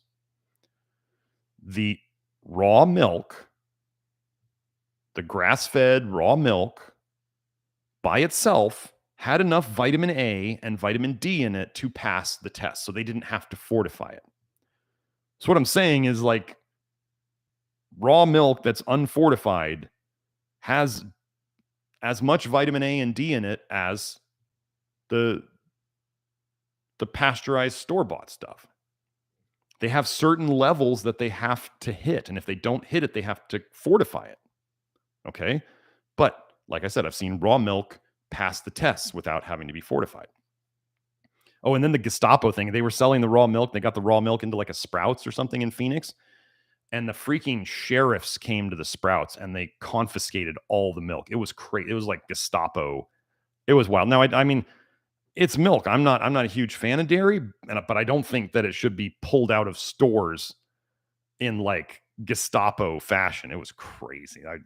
I was hosting the raw dairy co-op at a business I started while I was in naturopathic medical school. So I was very familiar with it. Anyway, would consuming reduced fat milk be less harm? So I'm going to post this link here. Let me find it. Unless I already did. Did I already post it? Yeah. So the post I have here, there is vitamin A in the casein protein in milk. There is vitamin A in whey protein in milk. There is vitamin A in the fat segment of milk. And this is in the link that I just put there from my old research forum. You are not escaping vitamin A by doing reduced fat milk. And they're probably adding more, and people will say, but they're adding synthetic vitamin A. I've been over this. Synthetic and natural vitamin A are exactly, when they're in the same form, they're exactly the same toxicity. There is no research anywhere that shows that natural vitamin A is innocent and synthetic vitamin A is all the bad stuff. Yes, synthetic retinoic acids like Accutane and Retin-A are concentrated toxicity, but your body turns the vitamin A that's in dairy or whatever, or carrots, into the same retinoic acids that the pharmaceuticals are made of. This is in the literature. This is biochemistry. It's not woo-woo health guru on Instagram saying that they're not the same with no reference to back up what they're showing. I've been over this a bunch of times, and you can look up the vitamin A biochemical pathways in the body. So, let's see. YouTube did not allow my video to show up on the home site. Interesting. I will have to go check these things. Oh, Beth says, thank you, Dr. Smith. You explained it so well. I get it. Okay, so with the dairy, okay. The dose makes the poison. Did you notice in the egg studies that the more eggs people ate, the worse the problem got? And the less of them they had, the less the problem was. The inverse of that was true. It's dose dependent. So if your kids are going to be eating something that you don't want them to, or that they shouldn't, the less they eat, the better. Okay, it's just math, right? The less poison is less poison. More poison is more poison. So am I gonna, like, saying reduced fat milk is better or worse is like, milk was what my reaction to milk, my personal reaction to milk when I was about 15 years old, when I start drinking milk and I get about halfway through the glass and I could just feel the phlegm and the mucus coming out of me. My body wanted to get rid of that. I can't say milk is good or bad. Like, I can't say one is better or worse than another. So I wish I could help you. I'm just not, I don't want to make that call and then have it be wrong, because I don't like any of it. So, Helen says, Dr. Smith, what's the best way to keep hydrated? Would you recommend electrolytes? Well, I'm actually going to be updating stuff in the Love Your Liver program about what I call my electrolytes section, which is, doesn't mean take a bunch of electrolytes. It means there's the ones I call electrolytes, may not always be totally true, but magnesium, sodium, and potassium. Those are the ones I'm concerned with in terms of calling them electrolytes. How do we get sodium? That's easy. You get a bright white single ingredient salt. So I just said bright white salt. So if you're eating gray salt or pink salt or reddish salt with blue speckles in it, no. The red, folks, just so you know, the red and the pink is iron. You're eating rust. Stop eating rust. This is generally a good idea for your health. Don't eat rust. This should make sense. If you use cast iron pans to cook your food in, what oxidizes iron, folks? Heat, light, and air, and moisture too. What goes on when you cook in a cast iron pan? I don't know. Is there heat and light and air and moisture? You're eating rust when you cook in a cast iron pan, just so you know. We should generally stop eating rust. It's a good idea. So, bright white salt, single ingredient. My favorite salt is Jacobsen salt. They test their salts for toxic metals. They test their salts for microplastics. If you are eating unrefined salts that have all the minerals in them, as I went over, you're eating all the toxic metals too. And for those of you who are from the old iodine crazy world, like people who are obsessed with taking mega doses of iodine to completely fry their thyroid, potassium iodide, I just had an article come out on that. Go look at your unrefined sea salt and look at how much bromine is in it. There's like 1,000 times more bromine in your unrefined sea salts than iodine. It's like 1,000 times. Go look. And these people will obsess about iodine and they'll talk so much bad about and do I think bromine's good? No. But they're shoving it down their gullets with their unrefined salt. And you just look at the analysis. I'm detoxing bromine. That's why I feel bad. Maybe stop eating it too. We must stop intoxing so our body can really start detoxing. That's how it works, right? Usually, here's another idea about the intoxing and detoxing, right? If you're constantly peeing too much, you're peeing clear and you're peeing too much, maybe the first thing you do so you can stop peeing so much and peeing clear is you slow down your drinking. Like, I'm talking water here. Don't drink so much water. You won't have to pee so much. This is not hard. You want to do a mercury or heavy metal detox? How about you get the fillings out of your mouth first? Every day you have fillings in your mouth, you're putting mercury in your system. Take those out first. Amazing. What a concept. Stop eating fish and shellfish, full of mercury, all of it. So what's the best way to keep hydrated? Eat your food for minerals. Drink water. Okay. If you need to supplement some minerals, which we often do as part of the program, then you supplement some minerals. Salt your food to taste. You figure out your needs for potassium. You figure out your needs and your best tolerances for things like topical magnesium first, maybe some oral magnesium if you need help pooping. Yesterday I had an amazing day. I went and shot 3-gun in the morning. 3-gun is where you get to shoot a pistol, a carbine as in a rifle, AR, ooh no, scary, and a shotgun. I got to shoot all of those. I was out in the Tucson sun early in the morning, running around. And if you don't know, those of you who haven't shot before, the fatigue you get after shooting is outrageous, in my opinion, because it's taxing your brain as much as it's taxing your body. And then after that, I'm part of the Tucson Gorillas Arm Wrestling Club, and I went to arm wrestling practice after that. And then I went and hung out with my boy. We went into the video game arcade, and we were shooting the basketballs because he likes to do that. And I spent a whole day out and about doing my thing and with my kids. I'm in Tucson. It was supposed to be 98 or 100 yesterday. So, and I'm out there I've got some like 3/4 baseball sleeves, and I've got pants on and a sun hat on because it's brutal. Electrolytes. What did I do? Well, I ate. What did I have for breakfast? I probably had my good old bananas and a beef stick for breakfast. So there's salt and potassium in there. And I had water. Lunch, I had a big on the bone chicken breast. And I think I had some more fruit too. And I did. So normally yesterday, I knew I was going to have a long day. Normally, I don't drink juice. It's funny that you brought this up today. Normally, I don't drink juice, but I was making half water and half apple juice. And I probably had like 3 glasses of that over the course of the day. Because I had a lot of things to do yesterday. I got so much stuff done. It was like one of the best days of my life yesterday. But did I add any salt or anything to the apple juice? Or no, I didn't feel like I needed it. I got it in my food.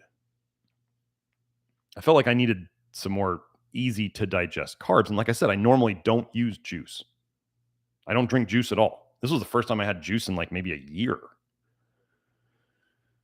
And everything was fine. And then I had my dinner, which was salty, definitely salty. And that was it. But I had my magnesium and potassium also in the morning. I had my magnesium and potassium drink that I have in the morning. So I was pretty much set. I mixed those powders with water. But that's all part of my normal supplementation. A lot of people get into trouble with electrolytes because their day-to-day electrolyte situation, to be blunt, sucks. So when they think about it, if you're barely treading water on your electrolyte situation, and all of a sudden you have a big day where you're out in the heat and you're sweating and you're not eating well and you're maybe not drinking well, and you go underwater very easily. Okay? If somebody's normal situation, they get their electrolytes regularly, and then all of a sudden then they have a day where they don't eat as well or they don't get as much minerals or whatever, then they go down here, but they're not like way down here. You see what I'm saying? So the everyday thing, it's the things that we do daily, whether that's mentally, emotionally, spiritually, physically, whatever. It's the things that we do on a regular basis that make us what we are. Trying to save your ass with electrolytes one day, when every day you normally don't do so well on your electrolytes, it's not gonna end as well as we would like. So for people who want your water to have electrolytes in it, like I went over to a friend's house and he was salting his water, just putting a pinch of salt in a big glass of water, like a quart of water, and just putting a pinch of salt in it. And I tasted it and I was like, this does not, no. I've seen people where they salt their water. Everybody's like, you need minerals in your water. And they salt their water. And then they end up coming back to me and going, Dr. Smith, my blood pressure is getting high. Why is this? And I start talking to them. I'm like, are you salting your food? How much salt are you using? And then they'll be like, oh, and I salt my water. And I'm like, okay, folks, too much salt is not a common cause of high blood pressure. But if you eat too much salt for too long, you might develop high blood pressure. Okay? I've seen it. It happens. What would be a great way to guarantee you get too much salt in a day? Eat the salt in your food and then put salt in your water. People are putting the salt in the water not because it tastes good, but because they think they should. That's where people get into trouble. Like with me, my taste buds were like, I can't even drink this water. I kept sipping it. Actually, I was over at his house and I accidentally grabbed his glass and I started drinking it. And I was like, the heck is wrong with my water? What got into this? It's nasty. So water is water. Like the people who think that you can't absorb water without tons of electrolytes in it, I'm sorry. Do they actually think that we've gotten along this long on the planet without being able to drink pure water? It's mind-boggling. Like pure water tastes really good. You start putting electrolytes in the water, minerals in the water, and it starts tasting off. So anyway, clean water is how you get your water. Food is how you get your minerals or supplements if you need to. And imagine this, your body can take these two things in your stomach and combine them and send it where it needs to go. Our amazing body. We don't have to have electrolyte supplements forced down our throat. If anything, I had an idea of I may make a do-it-yourself kind of electrolyte combination for the people who want it. Because like I said, we do use supplements, but just generally putting everybody on electrolytes is a good way to it'll help some people feel better, and it'll be too much for other people and they don't need it. So I have one guy, like if he gets, I have one gentleman, this is an example. People don't understand the amount of work that I put into people, and they underestimate working with people in the nature that I do. I have a gentleman, over time, this gentleman has figured out, with my help, that he needs around 2,400 milligrams of potassium a day. And he eats the same thing day in and day out, just about. And he notes that if he gets much more than 2,400, he gets cramps. If he gets much less than 2,400, he gets cramps. If he takes any supplement with any hint of potassium in it, he gets cramps. But then you read some guru on the internet who's like, everybody needs X amount of potassium a day. I'm like, oh, that's cute. That's really cute. Did you learn that in your blog class? Like, you have to listen to people so that you can tell them, is this working? Or so you can help them to figure out, is this working or is this not working? This gentleman figured it out because this guy, he puts everything into a spreadsheet, like dietarily. It's a little much for me, but that's what he does. That's what he likes. More power to him. That's how he figured this out.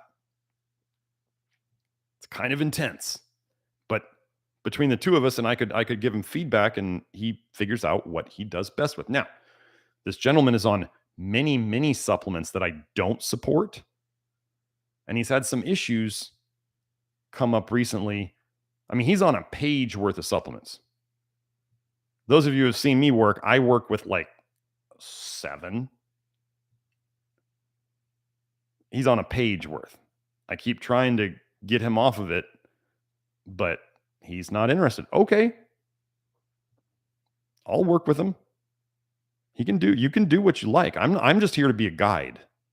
I don't tell people what to do. If you want to do it, go ahead. People want to be out there and drink kerosene thinking they're doing good things for your health. Okay. Cool. Good idea.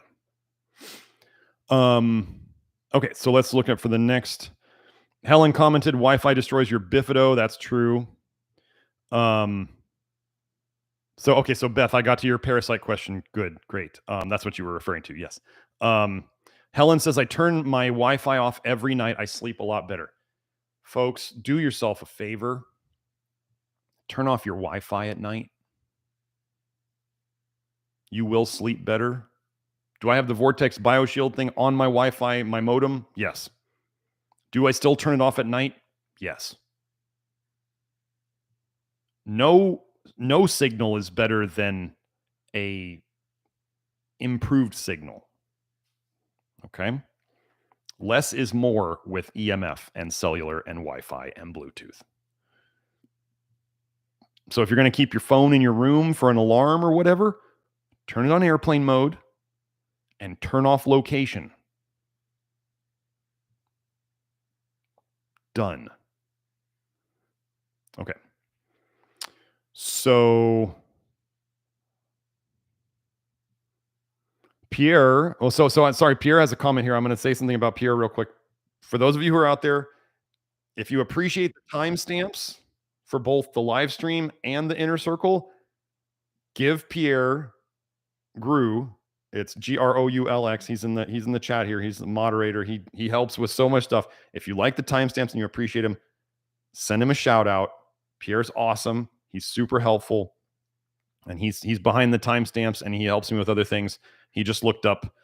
I asked him to look up on the live streams. I was like, where was the part in the inner circle where I went over how folate deficiency can cause a choline deficiency?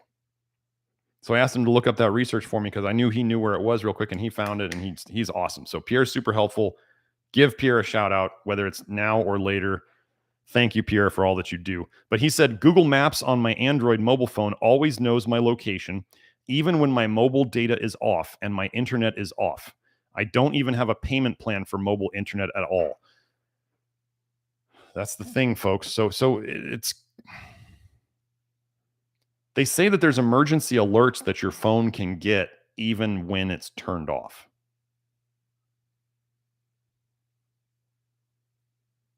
Or they say that, you know, the agencies have something where they can go around with like kind of like one of those little dish things, and they could aim it at your phone, and they could turn on your mic on your phone without your phone being on or whatever. I don't know. Why do you think they put cameras on both sides? So they can film you all the time? So they can film everything around it?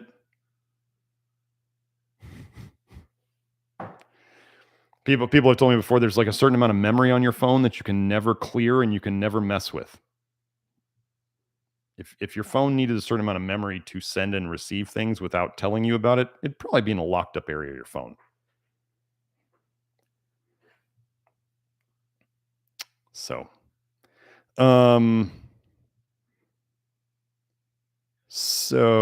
let's see. Looking for another question. Okay, so we got that one from you, Beth. Oh, Ramon, there's Ramon saying super chats don't seem to be enabled. I'm sorry, Ramon. Ramon is like our regular super chat guy. So let's see. Ramon's upset. He wants super chats enabled. I'm sorry, Ramon. Okay, so Oh, here's Hope. Hope has got her whole family doing the program. Hope is amazing in giving me feedback on what she feels, because Hope is very sensitive. So it's like the canary in the coal mine. When you have people who are really sensitive and they give you good feedback and they pay attention, like Hope is helping to accelerate the program because of the feedback she gives me, and she tries things and she's putting things together in her own way. Anyway, Hope says, my 18-year-old had pinworms a good portion of her life. She took the antiparasitic for them 3 different times. They never worked. 2 years doing this program and they are gone.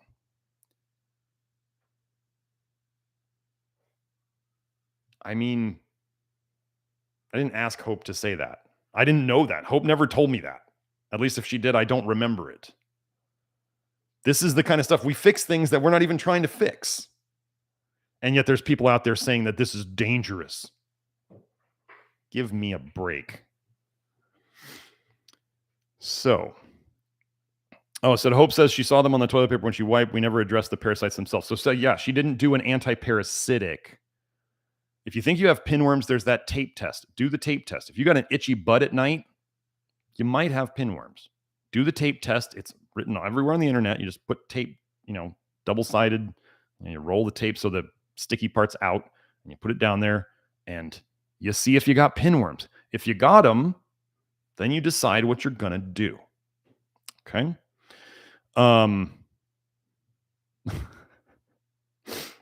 Oh, and Hope was saying she had the white specks that I talked about in the beginning of this, and then again after starting Sunfiber.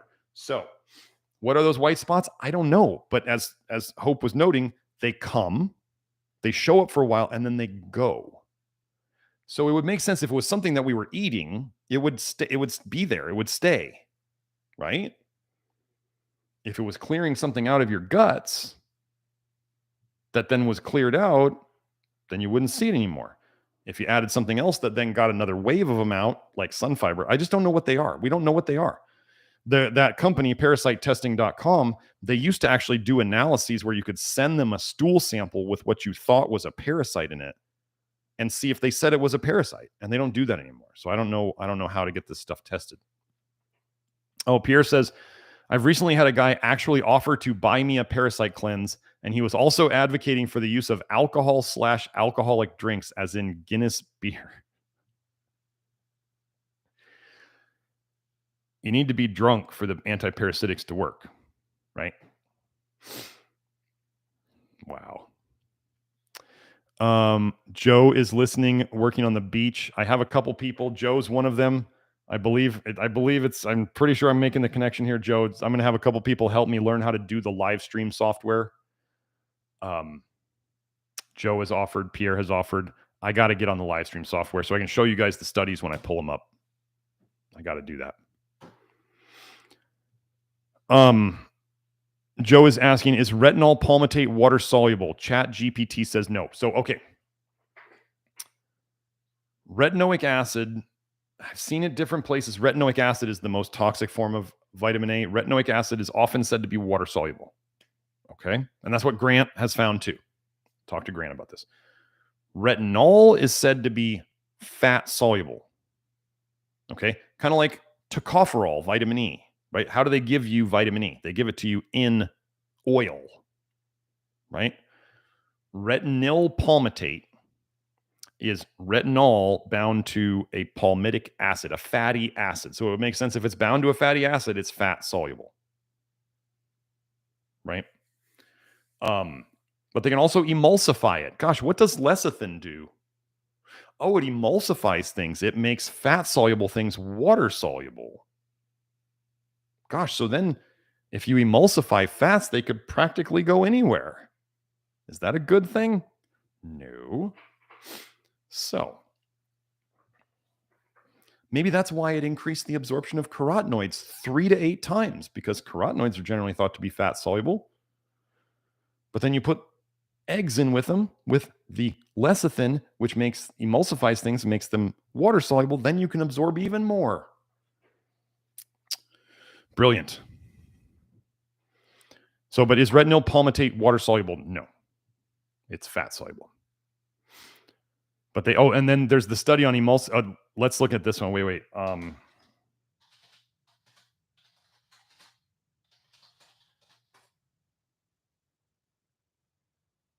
it. I gotta find it. Okay. So this one paper.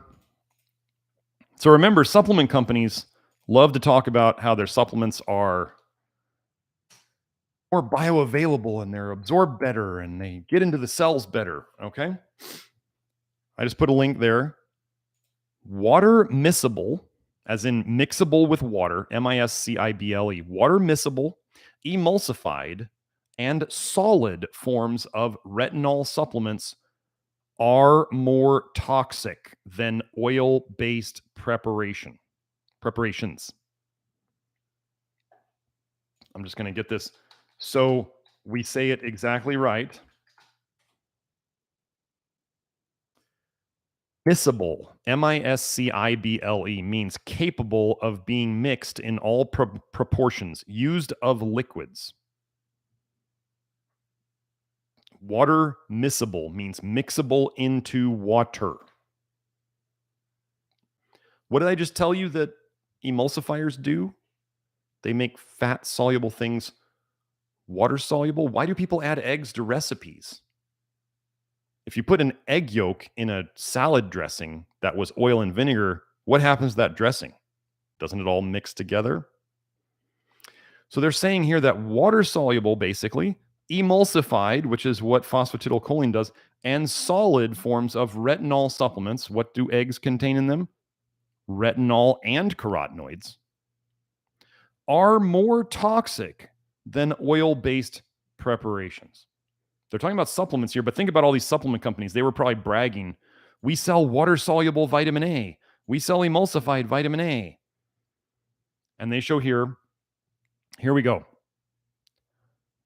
Thus, water miscible, emulsified, and solid preparations of retinol are about 10 times as toxic as are oil-based retinol preparations.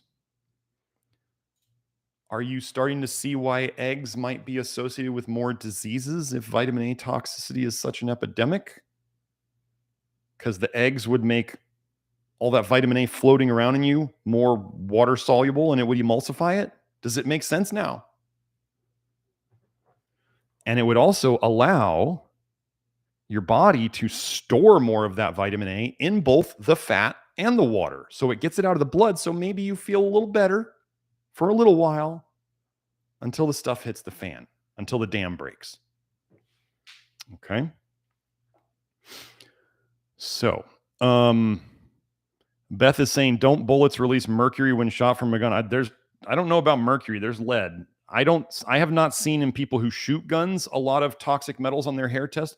What I do see as the most toxic is people who reload bullets.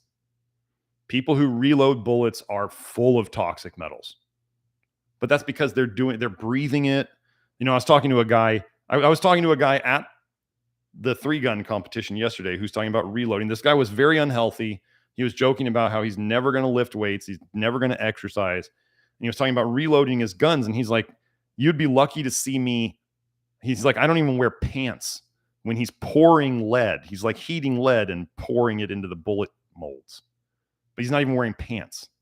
He's not wearing a respirator. He's not wearing gloves. These guys who reload, man. And I could see on my fingers, there was, metal file, the dust from handling the bullets on my hands, and you wash that off as soon as you can. Hopefully it's metallic metal, so it's not being absorbed, but still, hey, living is killing us. So you might as well have some fun while you're here. We all make choices. I really like shooting guns. So I'm going to do what I can to stay healthy so I can go shoot my guns. Everybody makes their choices. Nobody ever said I was trying to be perfect. Okay, so let's go. Trusty Rusty says, hi, Dr. Smith. How do I get rid of nail fungus that I've had for 10 years? Well, whenever there's fungus, first, if you want it to go away quickly, So the funny thing, like, what's the miconazole? And miconazole, or is the other one the azoles, the antifungal meds? All super toxic to the liver. I don't know if you know this, but when they give you the pill for the toe fungus, the doctors are supposed to monitor your liver enzymes. That's how toxic it is. They actually made the doctors monitor your liver enzymes. That's how toxic the antifungal, something that kills something living, is toxic to your liver. What a crazy concept. Ketoconazole, well known in men to crush your testosterone levels. Azoles, A-Z-O-L-E medications are super toxic to your liver. So what can you do? What do we do? Well, we're going to fix the liver. We're going to work on, especially as we get the testing, instead of guessing, we're going to work on that, what I call the antifungal minerals, which are zinc and selenium and molybdenum. And then we might do something to directly address the toenail itself. One of the things that apparently used to work that doesn't seem to work very much anymore, they actually wrote about it in, what was it, the JAMA. A guy wrote a letter into the Journal of the American Medical Association saying basically, hey, I cured my toenail fungus by painting it with iodine, like the iodine that you would get for cuts. He painted it every day with iodine. And they published his letter in JAMA. And he's like, why isn't everybody doing this? Now, I can tell you, people have tried that recently, and it doesn't seem to work anymore, probably because people are more toxic. But there are other approaches that people can do. But what we're trying to do, right? So think of this approach. Like we talk, like with dandruff, which is a fungus. If you didn't know that, dandruff is a fungus of your skin. What do they use on dandruff, a fungus of the skin, topically? Head and Shoulders shampoo. Zinc. That's zinc. If you didn't know, look up Head and Shoulders. It's zinc. Oh, what else do they use? Selsun Blue. Selenium. They use selenium. Now, nobody talks about molybdenum, which is a shame. Molybdenum is generally associated with it helps to get rid of fungus. And I read about this a long time ago, and I absolutely believe it to be true. So if your cells didn't have enough zinc or selenium, it's more likely they're going to grow fungus. Really, when you're doing Head and Shoulders or Selsun Blue, you're topically absorbing zinc or selenium. And it's making the fungus go away. Now, is the fungus probably going to come back if you don't fix the internal zinc and selenium deficiencies? Probably. That would make sense. Why is dandruff so hard for people to get rid of? Because everybody's zinc and selenium deficient to some extent. So it would make sense that if you have toenail fungus, I mean, there's probably some poor blood flow down to your toes. Toes have, toes, fingers, nose. Those have the worst, the most challenging blood flow of the body. So if you get poor blood flow, you tend to get stagnation, you tend to get lack of oxygen, you tend to get lack of nutrients, you tend to get accumulation of toxins. So we want to generally fix the system so the circulation gets better. You put in the antifungal minerals as needed based on testing, or at least in safe amounts, so you're not likely to make yourself toxic, because you can make yourself toxic with anything, including good minerals. We don't want to be stupid. And then we might add, depending upon how in a rush the person is, we might add something topical to the nail. But just remember, when people try to go after like toenail fungus by taking a medication that's systemic, that's why they have to monitor liver stuff, is because if it's toxic to your toenail fungus, it's toxic to you.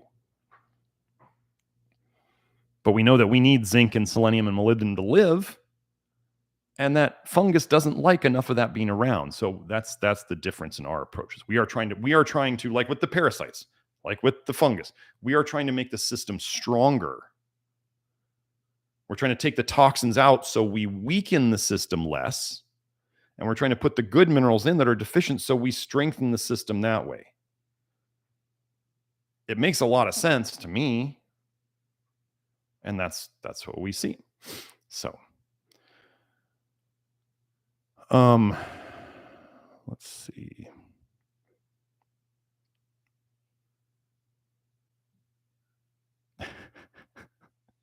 Pierre was saying about the guy who recommended he drink beer. The guy was an Irishman and using that as an excuse to drink 20 plus cans of beer every single day. And he wanted me to, quote, do more manly things, end quote, and take up an alcohol addiction when alcohol is estrogenic.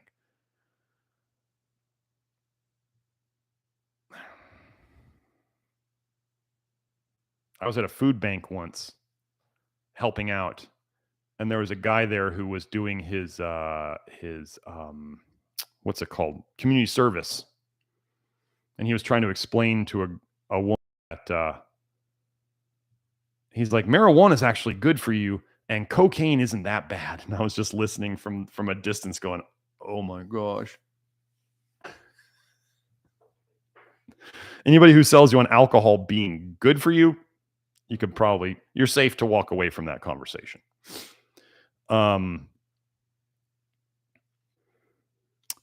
So let's see. Okay. Yeah, Beth is saying people can shut off the circuit breaker to their bedroom at night. That shuts down all the dirty electricity coming from the electric outlets that emit a field, even if nothing is plugged in. That's right. The reality of that, Beth, is that the optimal thing to do?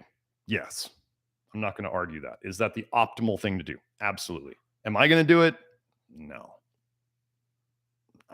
That's too far for me. Now, one thing you can do, most of the dirty electricity that's around outlets and stuff like that is, if you're just talking about an outlet that doesn't have any plugs in it, it's like 6 inches out. So just move your head. Don't have your head in your bed within 6 inches, preferably a foot, of your outlets in the wall. And one thing you need to know, those plug strips, if you have those plug strips, the whole thing puts out a huge electromagnetic field. Try not to use plug strips if you can, or at least make sure your feet away from them.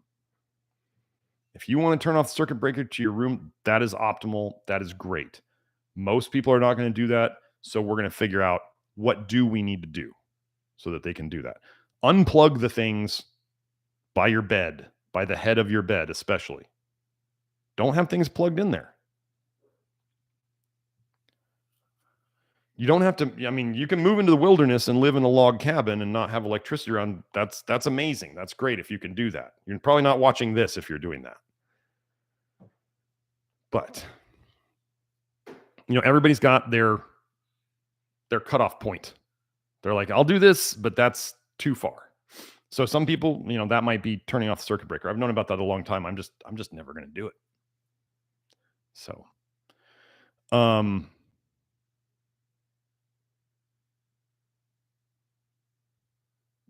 Joe was adding, he said, OMG, once I ate some corn silk, not cooked. It had the glyphosate on it. I got so sick. It was coming out both ends on my birthday. Coming up again on the 19th. Won't make that mistake again. Oh,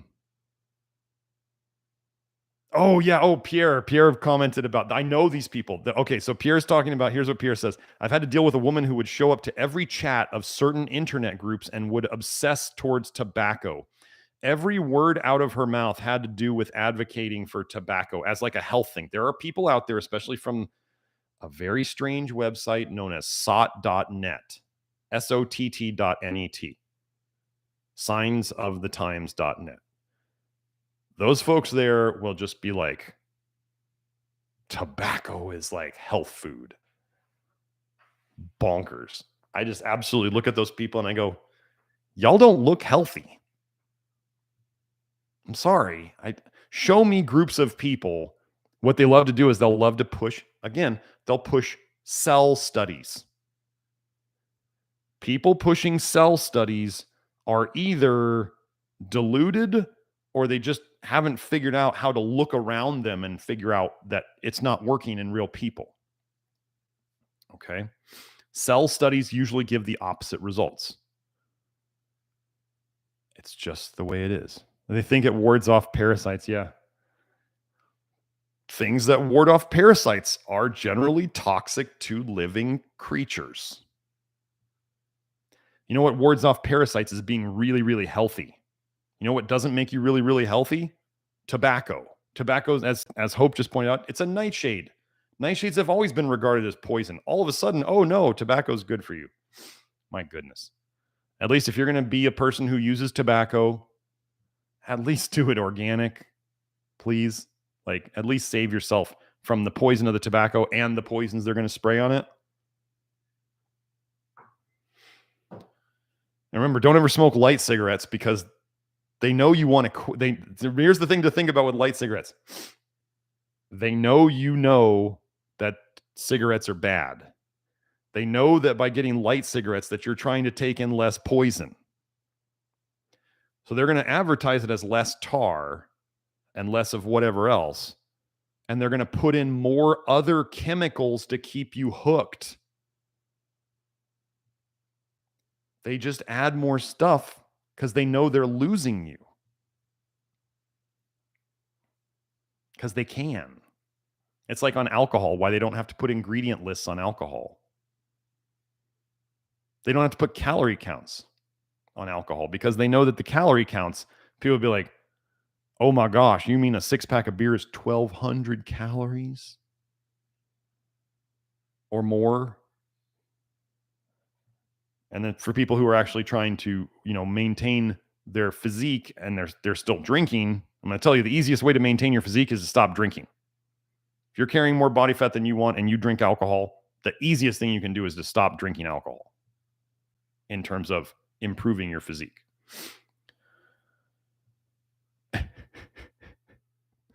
Pierre was saying every time this woman was told how bad tobacco was, she'd call those people Chinese communist types who advocate vapes. Hey, newsflash, vapes, the heating element in them is made from toxic metals in China. And so you're vaporizing either glycerin or ethylene glycol, propylene glycol. You're vaporizing this with a toxic metal heating element and sucking that down. But tobacco's good for you. No, wait, well, vapes are terrible. Vapes are absolutely terrible. And tobacco is not good for you, and no one is ever going to be able to legitimately show that they're a pinnacle of health if they regularly consume cigarettes. It's like when you eat something and like eating liver and it tastes horrible. Imagine what the first puff of tobacco feels like and tastes like. Your body has a natural disgust reaction to it. And we're going to be like, oh no, it's good for you. Anyway. Okay. I think I've covered enough today. I will see what happened with the super chats and the unlisted thing or whatever's going on with this video. I'm very sorry for those of you who were planning on watching it and you're seeing this later and you missed it. I'm sorry. I don't know what happened. But I will go and make sure it doesn't happen again. So thank you for joining me. My name is Dr. Garrett Smith. I'm the Nutrition Detective. You can find all my stuff at nutritiondetective.com, and you can find all my other links down in the information below. I got to go do my inner circle. Hope you all have a great week. Bye now.